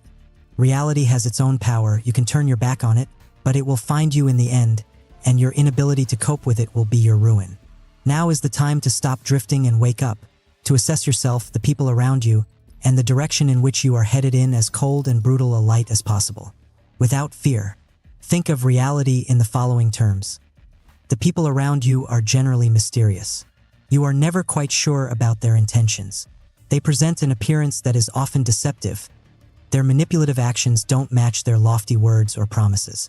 All of this can prove confusing. Seeing people as they are, instead of what you think they should be, would mean having a greater sense of their motives. It would mean being able to pierce the facade they present to the world and see their true character. Your actions in life would be so much more effective with this knowledge. Your line of work is another layer of reality. Right now, things might seem calm on the surface, but there are changes rippling through that world. Dangers are looming on the horizon. Soon your assumptions about how things are done will be outdated. These changes and problems are not immediately apparent. Being able to see through to them before they become too large would bring you great power. The capacity to see the reality behind the appearance is not a function of education or cleverness. People can be full of book knowledge and crammed with information but have no real sense of what's going on around them. It is, in fact, a function of character and fearlessness. Simply put, realists are not afraid to look at the harsh circumstances of life. They sharpen their eye by paying keen attention to details, to people's intentions, to the dark realities hiding behind any glamorous surface. Like any muscle that is trained, they develop the capacity to see with more intensity. It is simply a choice you have to make. At any moment in life you can convert to realism, which is not a belief system at all, but a way of looking at the world. It means every circumstance, every individual is different, and your task is to measure that difference, then take appropriate action. Your eyes are fixed on the world, not on yourself or your ego. What you see determines what you think and how you act. The moment you believe in some cherished idea that you will hold on to no matter what your eyes and ears reveal to you, you are no longer a realist. To see this power in action, look at a man like Abraham Lincoln, perhaps our greatest president. He had little formal education and grew up in a harsh frontier environment. As a young man, he liked to take apart machines and put them back together. He was practical to the core. As president, he found himself having to confront the gravest crisis in our history. He was surrounded by cabinet members and advisors who were out to promote themselves or some rigid ideology they believed in. They were emotional and heated. They saw Lincoln as weak. He seemed to take a long time to make a decision, and it would often be the opposite of what they had counseled. He trusted generals like Ulysses S. Grant, who was an alcoholic and a social misfit. He worked with those whom his advisors considered political enemies on the other side of the aisle. What they didn't realize at the time was that Lincoln came to each circumstance without preconceptions. He was determined to measure everything exactly as it was. His choices were made out of pure pragmatism. He was a keen observer of human nature and stuck with Grant because he saw him as the only general capable of effective action. He judged people by results, not friendliness or political values. His careful weighing of people and events was not a weakness but the height of strength, a fearless quality. And working this way, he carefully guided the country past countless dangers. It is not a history we are accustomed to reading about, since we prefer to be swept up in great ideas and dramatic gestures. But the genius of Lincoln was his ability to focus intensely on reality and see things for what they were. He was a living testament to the power of realism. It might seem that seeing so much of reality could make one depressed, but the opposite is the case. Having clarity about where you are headed, what people are up to, and what is happening in the world around you will translate into confidence and power, a sensation of lightness. You will feel more connected to your environment, like a spider on its web. Whenever things go wrong in life, you will be able to right yourself faster than others, because you will quickly see what is really going on and how you can exploit even the worst moment. And once you taste this power, you will find more satisfaction from an intense absorption in reality than from indulging in any kind of fantasy. Keys to fearlessness. Know the other, know yourself, and the victory will not be at risk. Know the ground, know the natural conditions, and the victory will be total. Sun Tzu. America was once a country of great realists and pragmatists. This came from the harshness of the environment, the many dangers of frontier life. We had to become keen observers of everything going on around us to survive. In the 19th century, such a way of looking at the world led to innumerable inventions, the accumulation of wealth, and the emergence of our country as a great power. But with this growing power, the environment no longer pressed upon us so violently, and our character began to change. Reality came to be seen as something to avoid. Secretly and slowly, we developed a taste for escape. From our problems, from work, from the harshness of life. Our culture began to manufacture endless fantasies for us to consume. And fed on such illusions, we became easier to deceive, since we no longer had a mental barometer for distinguishing fact from fiction. This is a dynamic that has repeated itself throughout history. Ancient Rome began as a small city-state. The citizens were tough and stoic. They were famous for their pragmatism. But as they moved from being a republic to an empire and their power expanded, everything reversed itself. Their citizens' minds hungered for newer and newer forms of escape. They lost all sense of proportion. Petty political battles consumed their attention more than much larger dangers on the outskirts of the empire. The empire fell well before the invasion of the barbarians. It collapsed from the collective softness of its citizens' minds and the turning of their back on reality. Understand, as an individual you cannot stop the tide of fantasy and escapism sweeping a culture, but you can stand as an individual bulwark to this trend and create power for yourself. You were born with the greatest weapon in all of nature, the rational, conscious mind. It has the power to expand your vision far and wide, giving you the unique capacity to distinguish patterns in events, learn from the past, glimpse into the future, see through appearances. Circumstances are conspiring to dull that weapon and render it useless by turning you inward and making you afraid of reality. Consider it war. You must fight this tendency as best you can and move in the opposite direction. You must turn outward and become a keen observer of all that is around you. You are doing battle against all the fantasies that are thrown at you. You are tightening your connection to the environment. You want clarity, not escape and confusion. Moving in this direction will instantly bring you power among so many dreamers. Regard the following as exercises for your mind, to make it less rigid, more penetrating and expansive, a sharper gauge of reality. Practice all of them as often as you can. Rediscover curiosity, openness. One day it came to the attention of the ancient Greek philosopher Socrates that the oracle at Delphi had pronounced him the wisest man in the world. This baffled the philosopher. He did not think himself worthy of such a decree. It made him uncomfortable. He decided to simply go around Athens and find a person who was wiser than he. That should be easy and it would disprove the oracle. He engaged in many discussions with politicians, poets, craftsmen, and fellow philosophers. He began to realize that the oracle was right. All the people he talked to had such a certainty about things, venturing solid opinions about matters of which they had no experience. They were full of so much air. If you questioned them at all, they could not really defend their opinions, which seemed based on something they had decided years earlier. His superiority, he realized, was that he knew nothing. This left his mind open to experiencing things as they are, the source of all knowledge.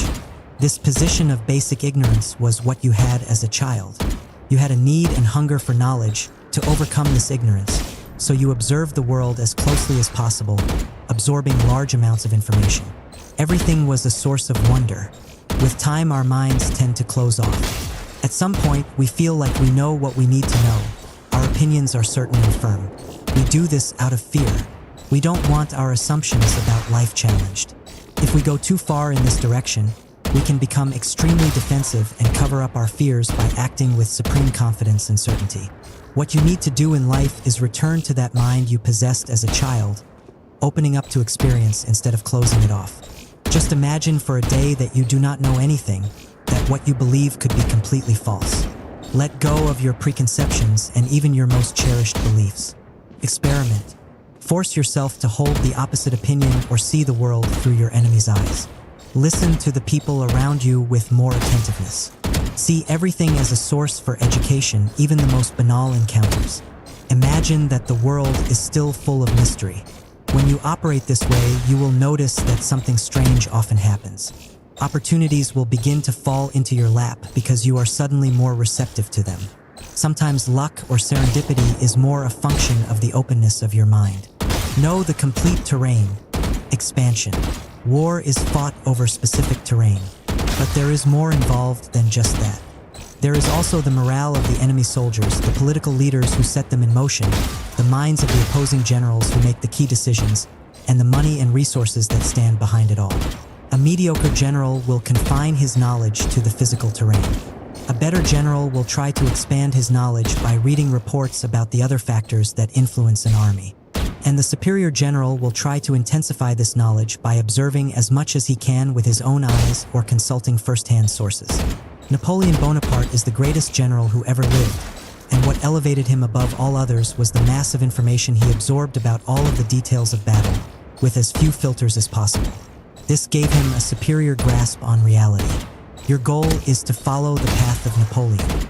You want to take in as much as possible with your own eyes. You communicate with people up and down the chain of command within your organization. You do not draw any barriers to your social interactions. You want to expand your access to different ideas. Force yourself to go to events and places that are beyond your usual circle. If you cannot observe something firsthand, try to get reports that are more direct and less filtered, or vary the sources so that you can see things from several sides. Get a fingertip feel for everything going on in your environment, the complete terrain. Dig to the roots, depth. Malcolm X was a realist. He had a way of looking at the world that was honed by years on the streets and in prison. After prison, his mission in life was to figure out the source of the problem for blacks in America. As he explained in his autobiography, this country goes in for the surface glossing over, the escape ruse surfaces, instead of truly dealing with its deep-rooted problems. He decided to dig as far below the surface as possible. Finally, he arrived at what he believed to be the root cause, dependency. As it stood, African Americans couldn't do things completely on their own. They depended on the government, on liberals, on their leaders, on everybody but themselves. If they could end this dependency, they would have the power to reverse everything. Malcolm X died before he could go further with his life's mission, but his method remains valid for all time. When you do not get to the root of a problem, you cannot solve it in any meaningful manner. People like to look at the surfaces, get all emotional and react, doing things that make them feel better in the short term but do nothing for them in the long term. This must be the power and the direction of your mind whenever you encounter some problem, to bore deeper and deeper until you get at something basic and at the root. Never be satisfied with what presents itself to your eyes. See what underlies it all, absorb it, and then dig deeper. Always question why this particular event has happened, what the motives of the various actors are, who really is in control, who benefits by this action. Often, it will revolve around money and power.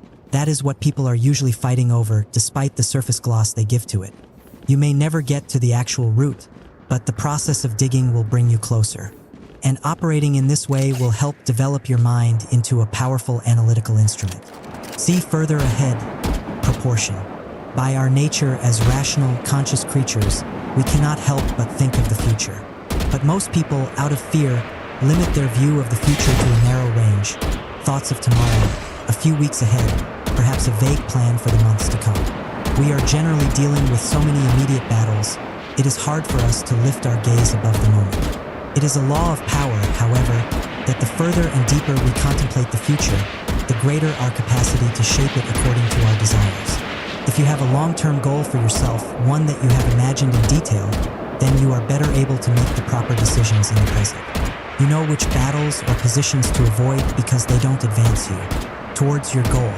With your gaze lifted to the future, you can focus on the dangers looming on the horizon and take proactive measures to avert them. You have a sense of proportion. Sometimes the things we fuss over in the present don't matter in the long run. All of this gives you an increased power to reach your objectives. As part of this process, look at the smaller problems that are plaguing you or your enterprise in the present.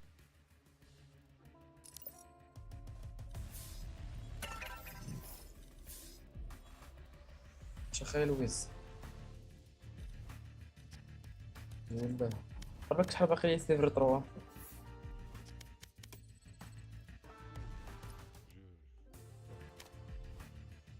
خويا الاكونت فهمتي ماشي ديالي الاكونت الاخر الحبسه طلعت لها عرفتي نقول لك الاكونت الاخر سيلفر 3 94 ار على الجولد هبطوا وحده لسيلفر 1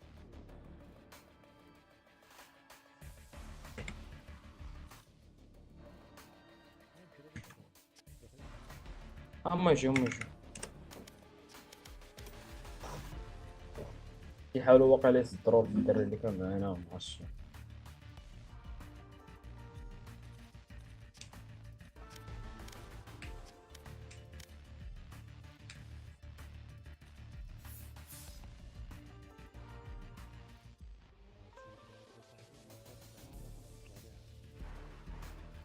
شحال باقي لك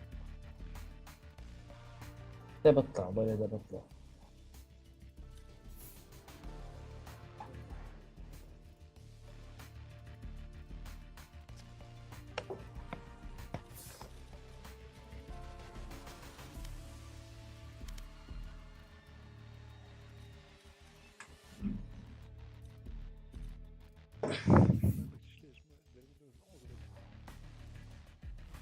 دي صخور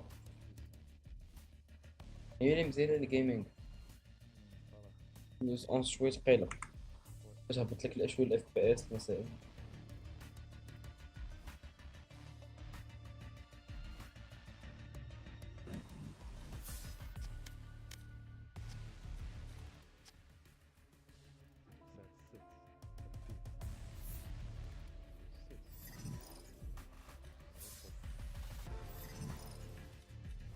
صافت العبدي. صافت العبدي. هكا كندوي مع مروكو انفالا صاحبي انا ديك الساعات. صافت العبدي. ما عنديش انا عبدي. عندي انا عبدي. يلا صفت. مصيفط ليه. مبغاش يجي.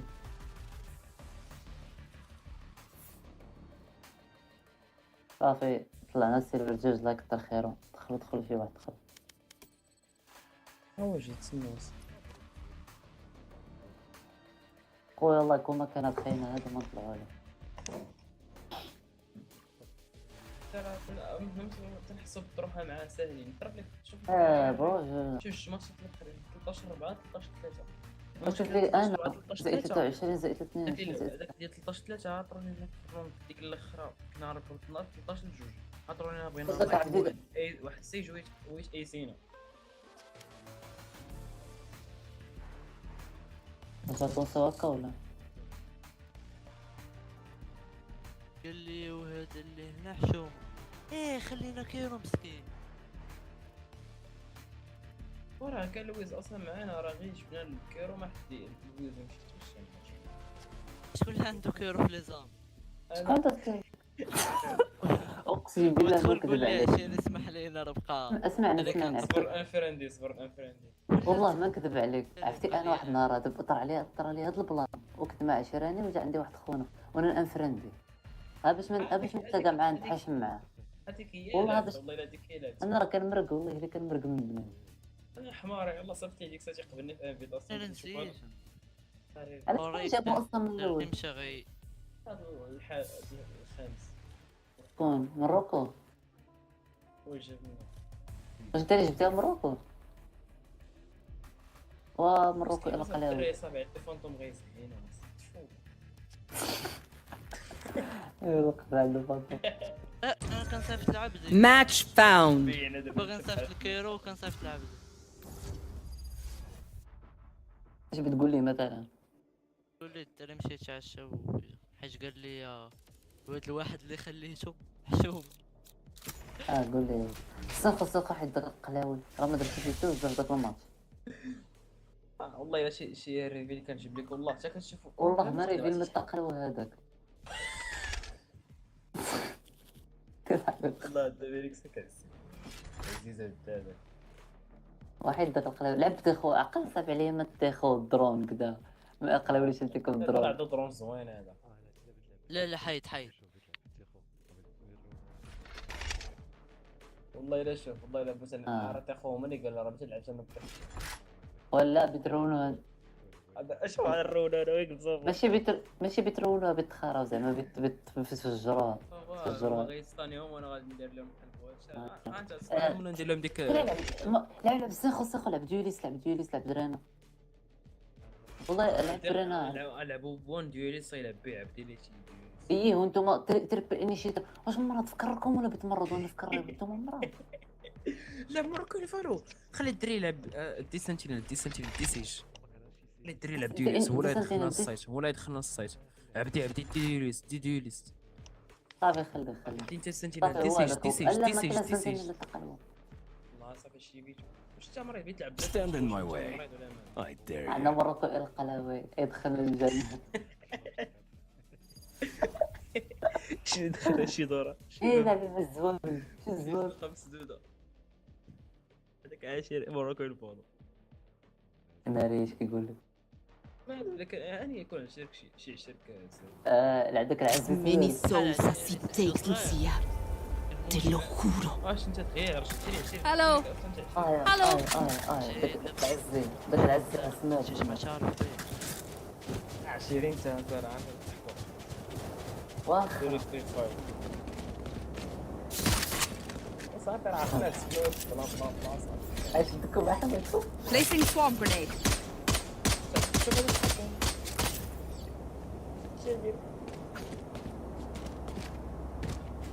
عرفت واحد المرة كان معنا واحد الامورتال الكود تاع جول عرفتي كيدير لهم. عاد شي واحد اخرى كيلجو.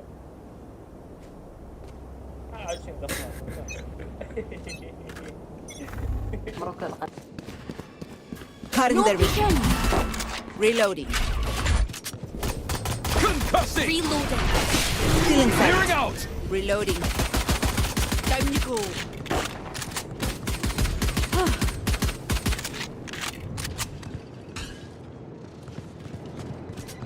Plant the spike. Target down. Plant Plant the spike.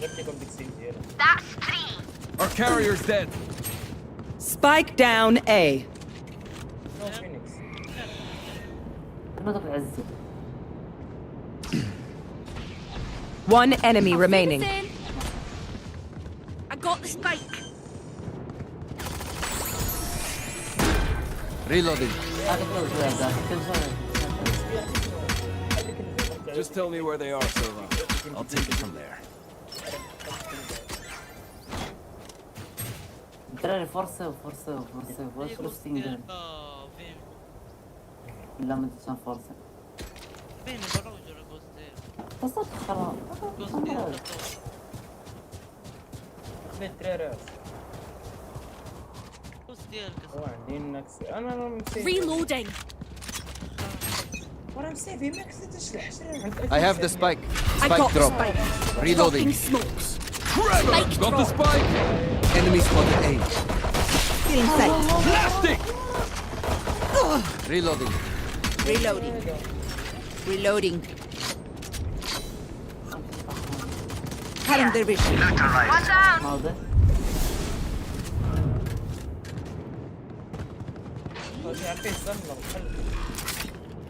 القيري. Spike planted! One enemy remaining.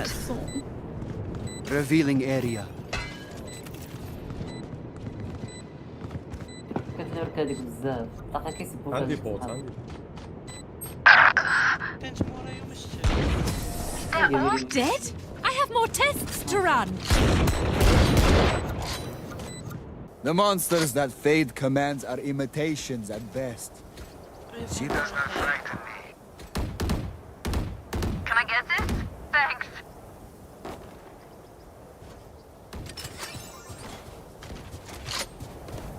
فرح على نفسي باش كضرب هذا.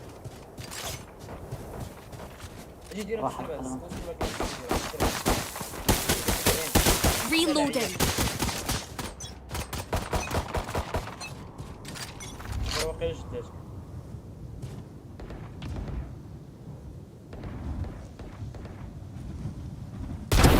Too late. شو ما قدرتي هي الرسم. شكل ريلود. أسقاني هنا ماشي تما.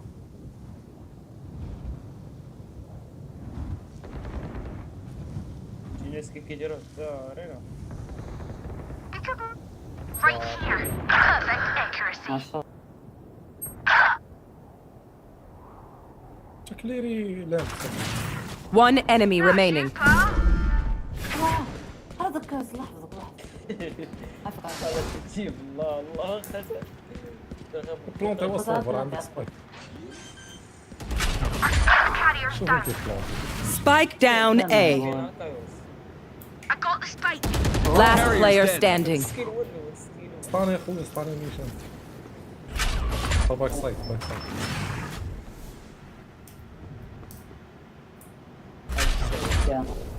30 seconds left. سبون ما داك فلاشات سبون كلشي. Flash out! اوت فلاشي. Blinding!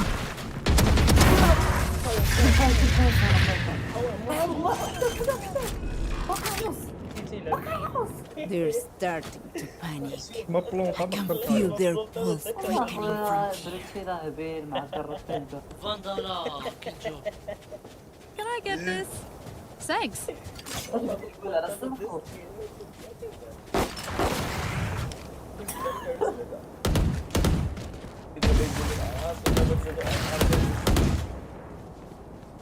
Keep them cornered. باقي باخذ البلوك. They will cower. Placing alarm bot. Dropping sales. Clearing out! Joke's over! You're dead! Standing ahead. Enemy spotted A. Flash out! Enemy spotted A. Blind. Reloading. Gun here.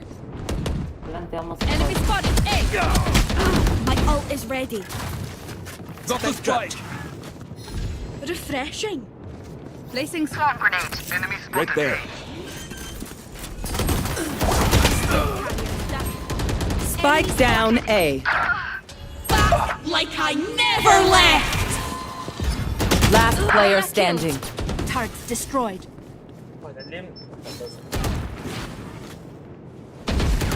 One enemy Sage remaining. killed. Can't use that yet. Recalling my bot. ضربته 140 خلاص قدام خلاص. Swarm grenade out. 30 seconds left.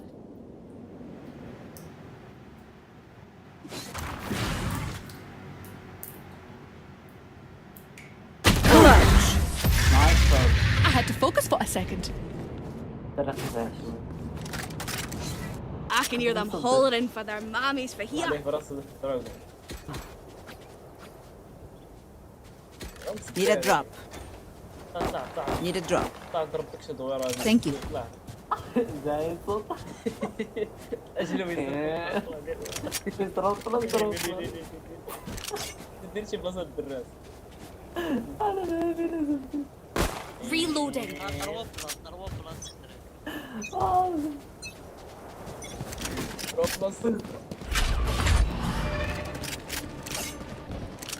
الرجال هذاك يديروا غير الواعر شو مسقوا في هادشي. Concussing! No peeking. My ultimate is ready. Blinding! I shot somebody. Enemy spotted A. حيد حيد حيد بريتش حيد بريتش. Initiated. Alright. Spike carrier is dead. Spike down A.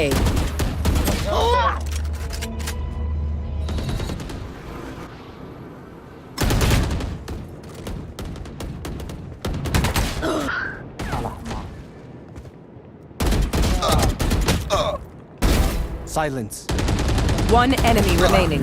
Last player standing.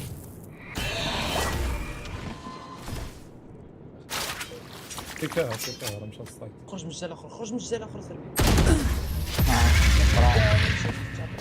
كتخرج شيفتي حمار. مش عمرك شي واحد يخرج من الشيفت. What do you say, drone? Ready to stretch your wings? Could I have a drop? يا مرادي راه اللي بيجي. دري حواني اي حواني يلا سويت.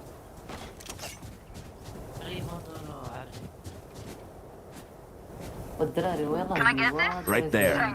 Need backup! Right here. Eyes up. Need backup. Right there. Right here. Right here. Right. بضني.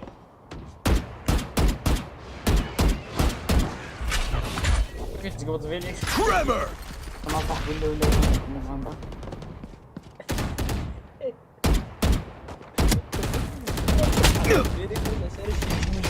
Flash out! No. Drop in a smoke.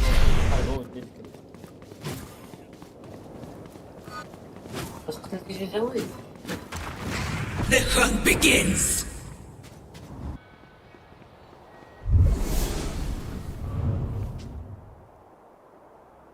واحد هنا. Right here. هو مورا كارينا.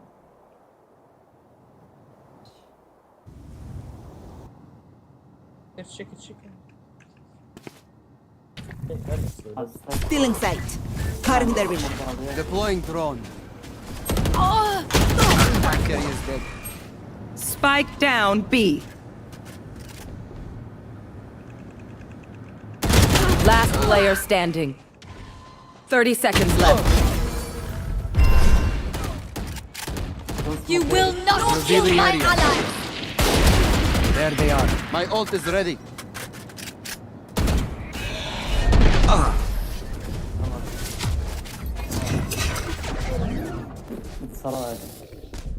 Everyone Everyone makes fun of German efficiency.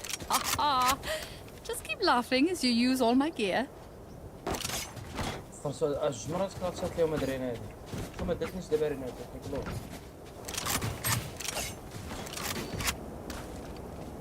هما الدراري جيتو هبطوا لتحت ما تشكلتوش لتحت هادشي والله يما We win, we survive.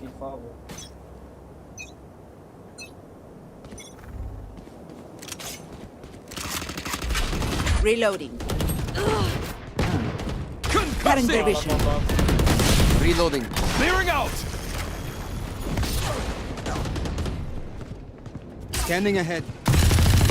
There they are. Still in sight.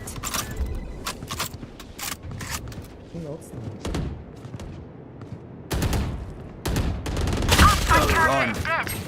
Spike down A.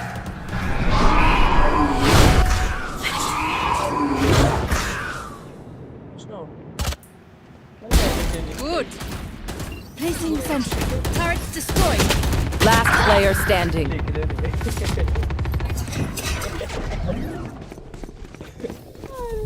Deep breaths, everyone.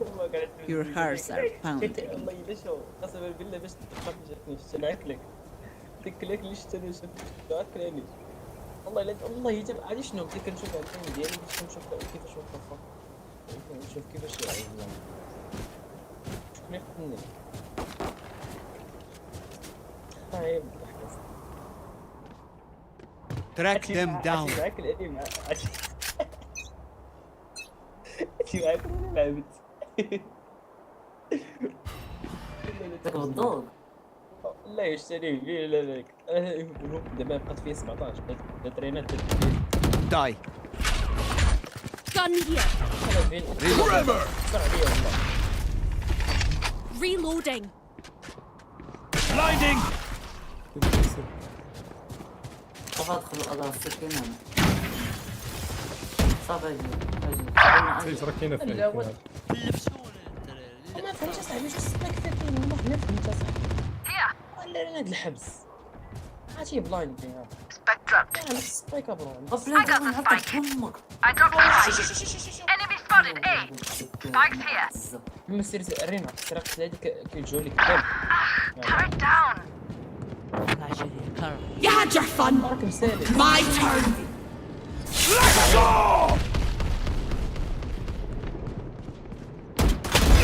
Last player standing.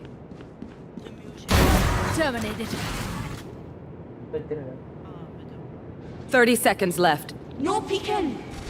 سموك الطاوة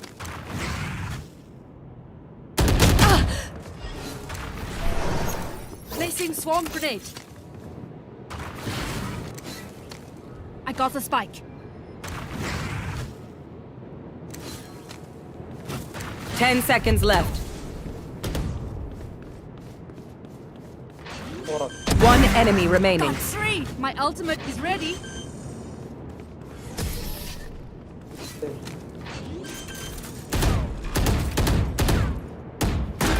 Watch them run when lit by my sonar. That's when we نزيد strike. نكذب عليك هذا هادشي كامل في البرين هذا والله الا سبابه Need a drop. حبال حس سبايك وقال لك بلانتي وهو مشى تصات ويلاه ما يهزاش هو اصلا انا دخلت انا هنايا هاي مشى باش يموت كامل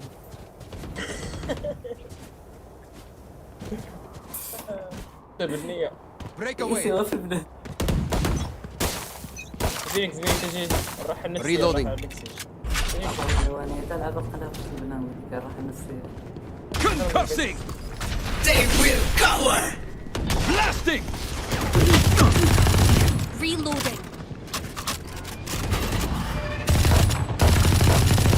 Reloading. See nothing.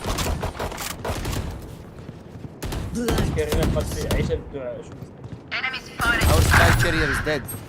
Spike down A. Scanning ahead. Dropping smokes. Enemy spotted A. Reloading. Clear.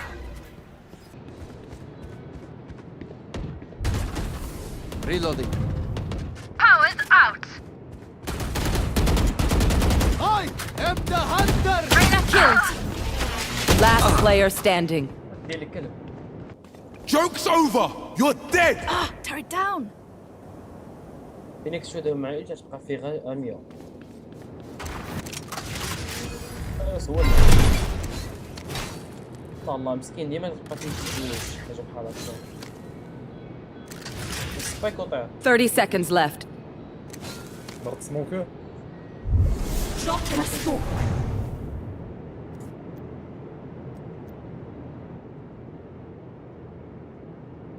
One enemy remaining. Got 3. اي Oh! شنو داروا شويه خرا لكم الربع. My ult is ready. Leave it to me, I'll rough them up. خويا باقا تهزق علينا هاد السباك ما كنحويها راه استعفى هذا كلشي شاري. Reloading. Reloading. Reloading. Behind me. انا قلت لك كنت نايف. واحد فينيكس سي. Drop in a smoke. يلاه يدير. Refreshing. سير هنا. Reloading. Trevor! Revealing area. Initiated. Placing swarm grenade. Swarm grenade out. Right there. Reloading. Spike down B. Turret out. Lockdown destroyed. فلانك فلانك. No peeking. بس 114 فيد. Last player standing. Like I never left. Last player standing. كلشي الا كلوز. طلع على راسك وجابيش. Turrets destroyed. Oh!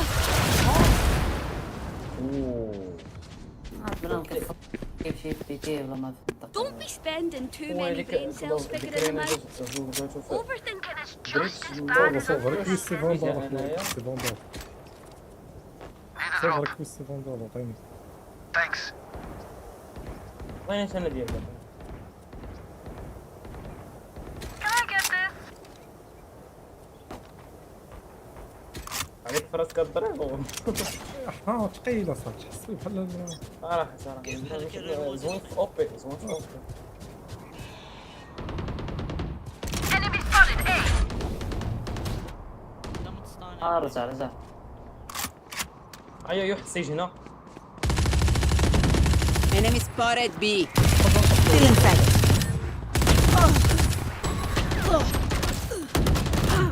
Reloading. No peeking. Refreshing. Alarm bot out. الله نطلعو تسناني هنايا. Concussing! Placing swarm grenade. Spike planted. Found them. One enemy remaining. ويندو ويندو ويندو ويندو. Here. ابا ما تبكيش الصوفاره ديما انت كديرها. Shock dart. Flash out! خطه نحاول نطلع. خد كايوس ديالك.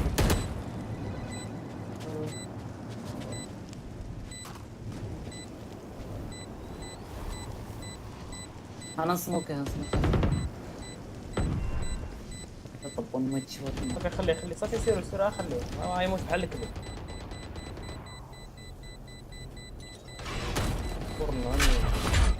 Trevor! Gun here. هاك بدي كايس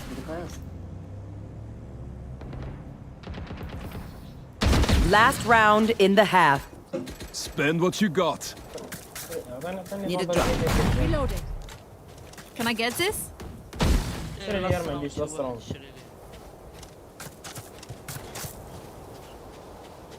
اسكش جارديان ولا ولا واحد معنا جارديان اسكش جارديان. Deep breath. فكرني ما حفظت حد زعما ديك اللعيبه ديالها.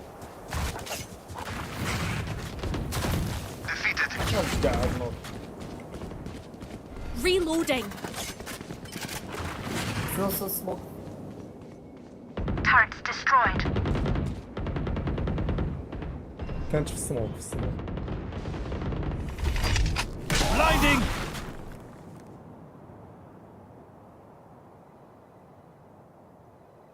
سموكي كان. تسنى يمشي السموك تسنى. صبر. The hunt begins. Face your fear.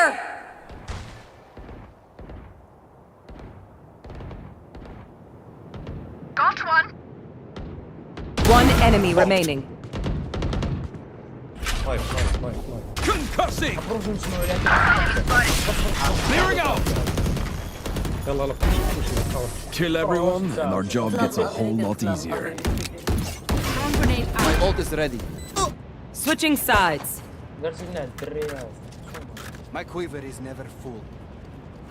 نخلوك كنجي نخلوك بواحد الصيف نص كان. صير. لا كيجوي اكون قلتي صيفريه. صيفر عنده الطراب غادي يجي ديك الجبيل. صافي لا غادي Reloading. التشالنج. ستاكي وستاكي وايه وخلينا نكون. اجي اثنين في العالم. ما بريش انت تفا مش عندي. صافي خليك تجرب طويل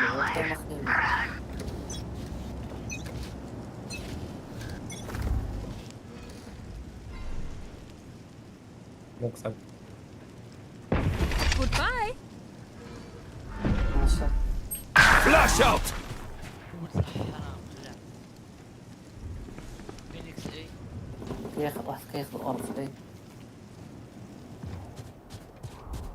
Multiple end. كلوف كنخر. ايه الدراري. Spike planted.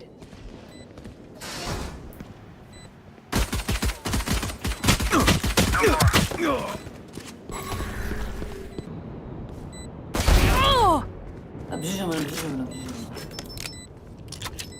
سموكي لي مكلوف. Scanning ahead. Last player standing. سنخلص خبر باش كتخوري. You know what we should do? I'll tell you. We should win. علاش خويتو ايه الدراري جيتو كاملين. عرفت هذا مروك انفولو مشى مع البيلر كيما من يغلب الدور ويقتل. واحد اخر ما عرف مشى. هذا فرح يمكن راه اصلا واش تخوي ستاج. ما قلاوي نحط لك تتحرك على كل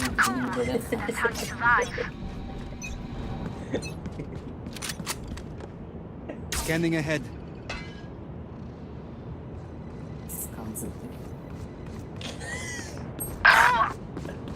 صافي على فاندا Drop in a smoke. تسلمني خرج لهم ايوا بلانتي ورينا Spike planted. Trevor!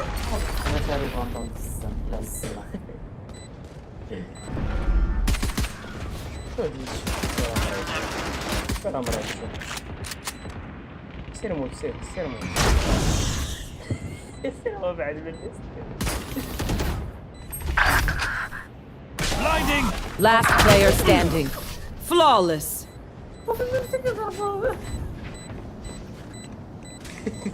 The enemy only looks composed. Their hearts tell a different story. Could I have a drop? Thanks. انا فاندا كيف شوي فاندا Can I get this? حاول طلبه Can I get this? Thanks. مريض داك الحبس فراس والله الا مريض درينا كنت مخبي في هنايا مش عارف انت تلقاو ليا جاو فتح عليا المجموعه Joke's over! You're dead! بلاد مهموله الحب Revealing area. Concussing! Found them. Many Blasting! الدراري ديال بصح Reload. Weak.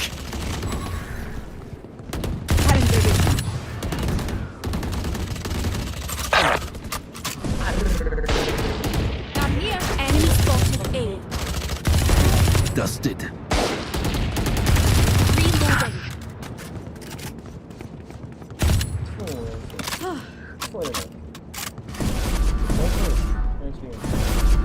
Spike planted.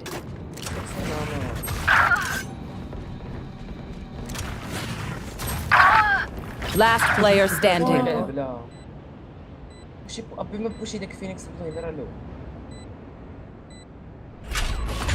لا ما تستناش باين ما غايجي اسطان هذا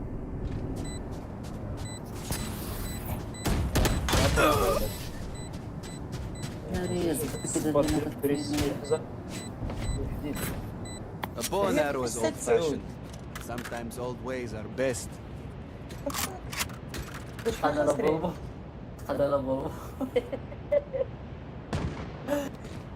لا بابا صدقوا غيرك هذه بقى زيد ديزاكتيف مرة كيف انا شريت زوج باش والله الا تقوم بعقل ولا داك الشيء باع ولا سيفي هذاك اللي فيه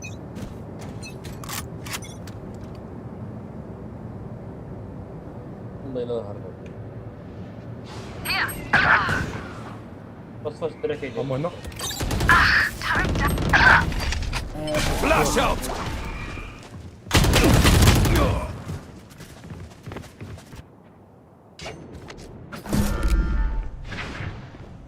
تدريك البودر Spike planted. Last player standing. Stealing sight. Cutting their vision.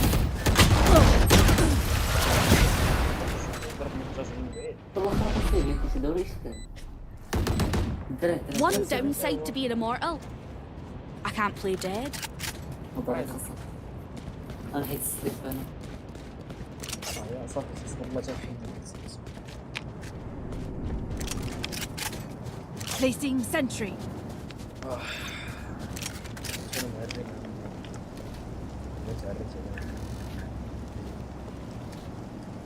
Take him.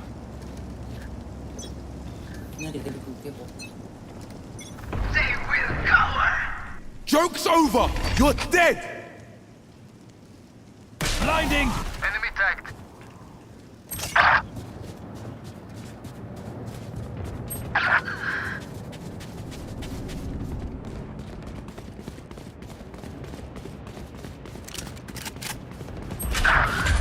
Tremor! Last player standing. Spike planted. So got. بين اخي ويزبين نورمال ايس لا بيدي شي ايس ونظر سيفر ما عندكش فلوس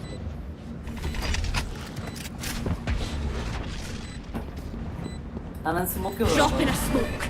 هرب بحالك بجري السي ديالك السي Flash!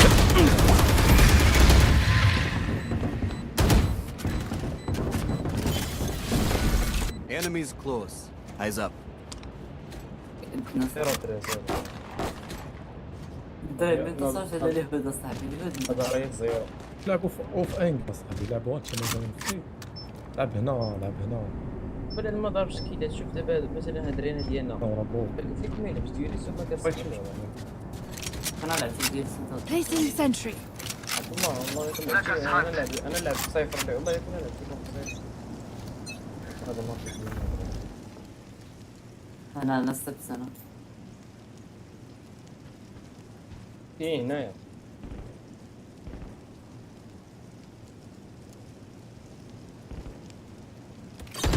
Turret down. هنا My ult's ready. Spike down B. One enemy remaining. نايس Blinding! لاست راه كان هنا كان My ultimate is ready. Flawless. I love you. Stay alive. I want their life, not yours. لو انطفى عايشه ويز تفرقع عليهم هيروشيما هو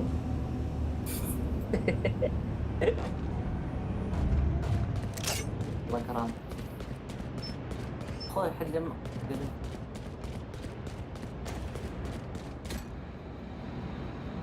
قلت انا ضروري نجو ديك الساعه والله شوف حاجه انتبه حق مروكان فولو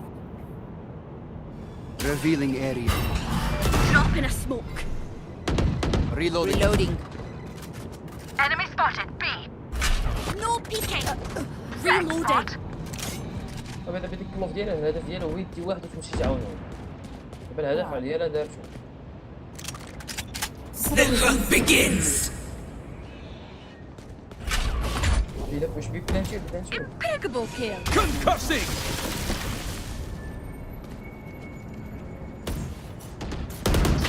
Spike down B. Flash out. One enemy remaining. Face your fear. والله الا داتني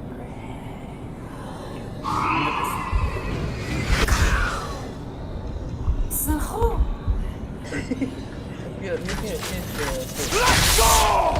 No peeking. حنا هذيك السي ديالك Clearing out! 120 فين 30 seconds left. ماما سير تيبا بريش تيبا Spike planted. Tremor! One enemy remaining.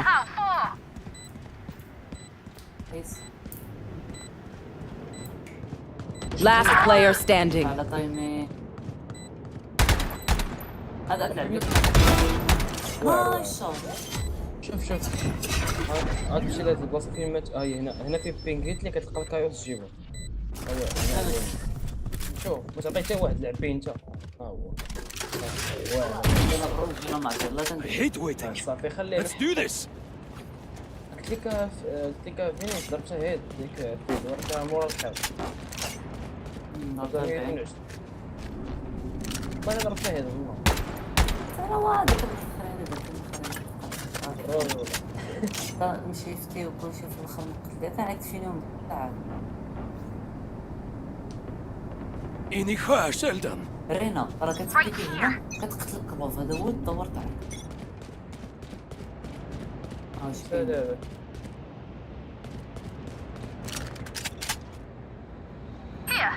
عندي Drop in a smoke. Alarm bot علاش down. سموكيش يا خويا علاش عندي اوباس مش عارف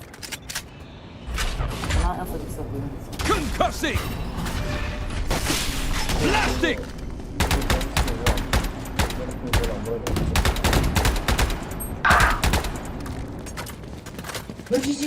Drop in a smoke. Reloading.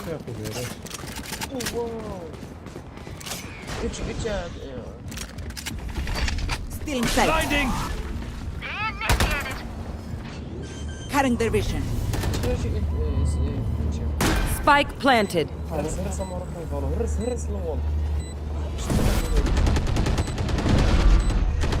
Caught one. Flash out! Variable. Tremor!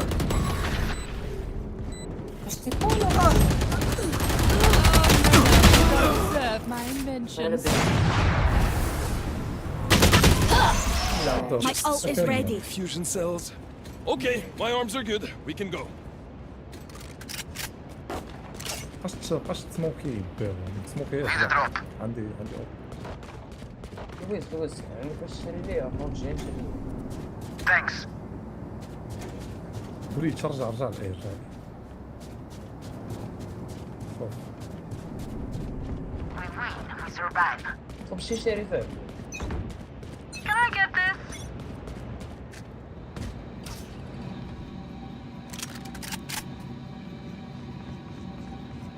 Here. Alarm bot down. عندي افيد بوحد وش صاير Concussing! Spike spotted. Spike down B. Clearing out! Here. The angel's dead. ضربت فيه بعدا واحد رجعوا فلان كتلو او خاصك peeking. رجع يا اخي بريد شوفلو.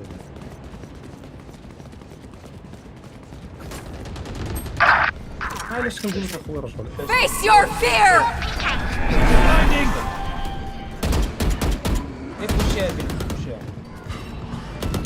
اصلا عندي مثلا 30 seconds left. One enemy remaining. Spike down A. Last player standing. نايس. Bot coming back. They're just batteries. And I need a recharge. Need a drop. بريتش اسك مش روح.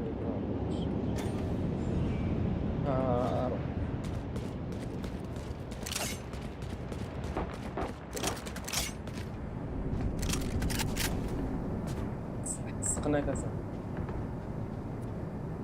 Let's have some fun.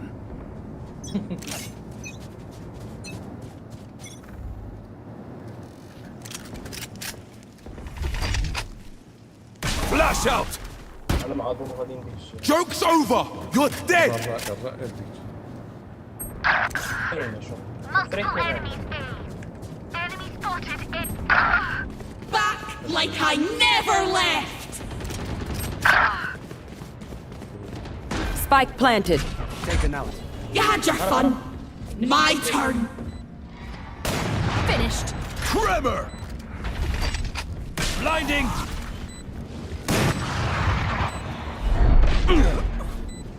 Shock dart. Enemy spotted A. Last player standing. حط سيفي ذاك سير رجال ما تحبسش.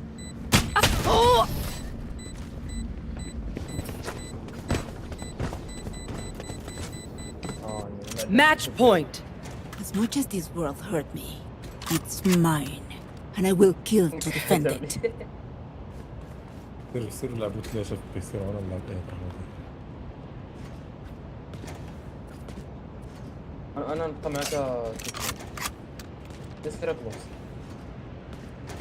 خير انا عندي مارشال سيس عندك فاندال ولا شي كابتن. I'm ready.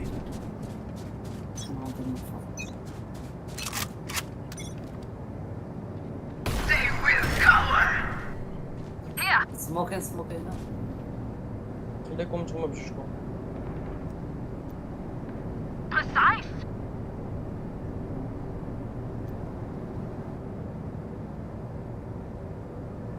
رجع بي. رجع في قتال. شاور. عاد مشيت تما غتاخذ فاندال ديالو غتموت. يرجع بحال. رجع بي.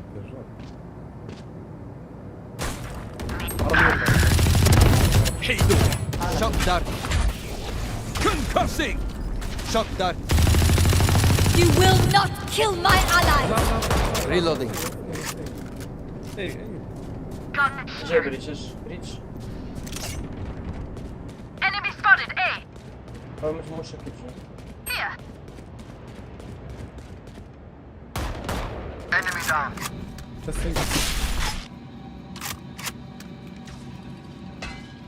تفو.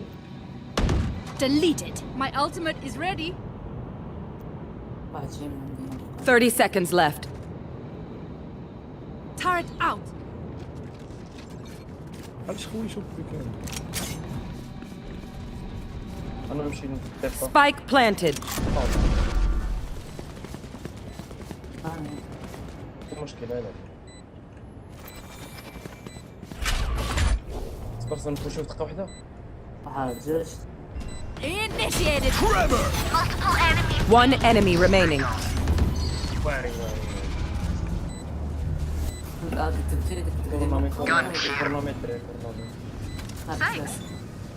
Area's clear.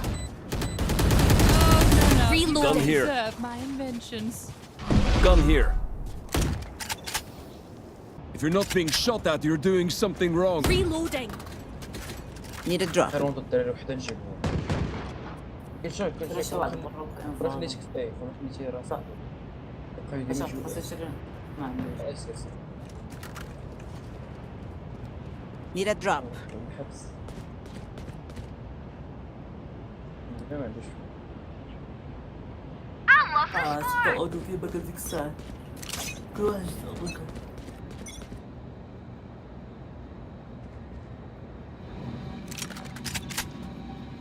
Scanning ahead. I'm a bip bip. Bip bip. Hey, bip.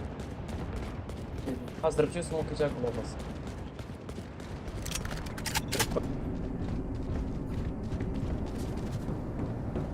Joke's over! You're dead! اسمك ايه؟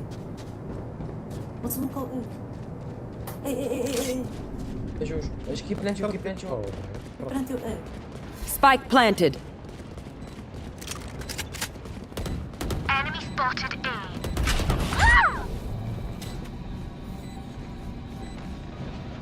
Concussing! Cutting their vision.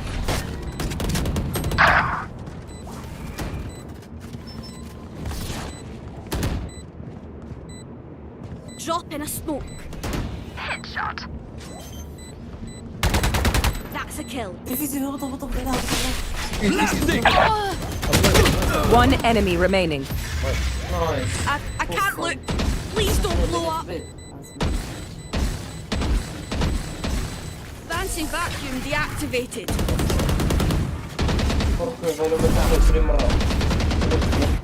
Switching sides.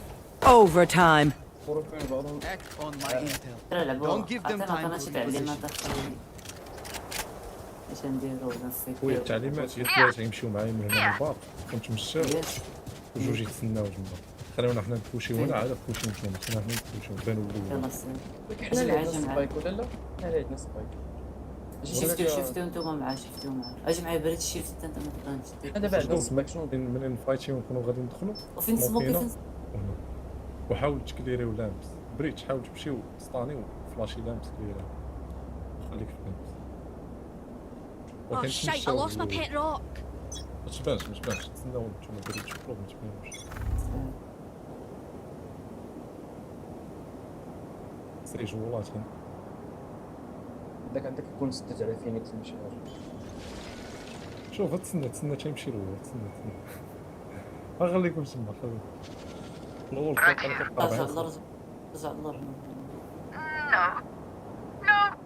كوفرين تاع لا مدو هذا كوفرين شحال كيبقى من سكون 40 وقال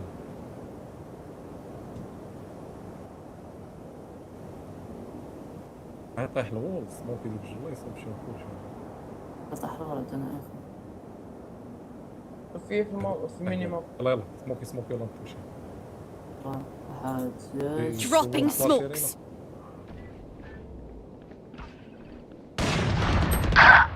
لا صح شوف معاك واحد لامس Tremor! Clearing out! Reloading. Reloading. Last player standing. Have a kit. اوبي يلا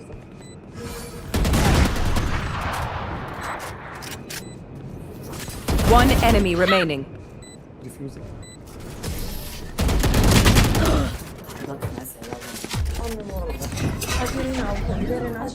Switching sides.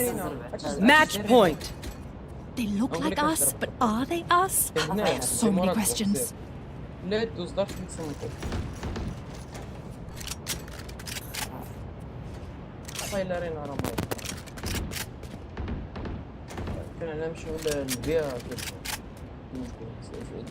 خليني في بينا نلعبوا نشوفوا مع بعض Time for a field test.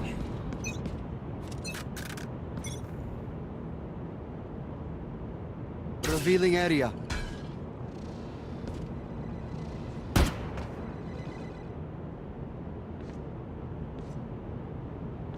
Turret down. واحد فلوب واحد يبقى ايه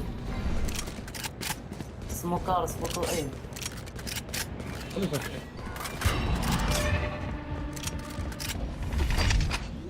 Flash out! Blasting! Spike planted. Joke's over! You're dead! That's done. Last player standing. ما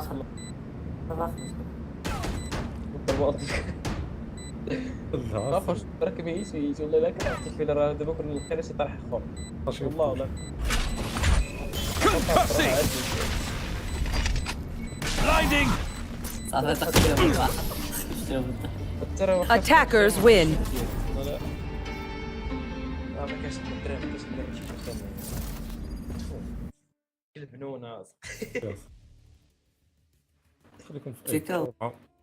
كاين زوج ديما الله الا فاش كتجي نتا كنربحو تما حنا نهزو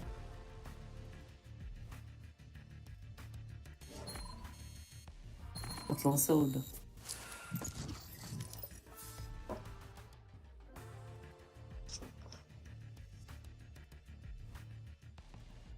اصلا انت كنعزي تا هو يكون تقريبا شي دياموند ولا فينيكس يلا لعب خدام الصباح والله صافي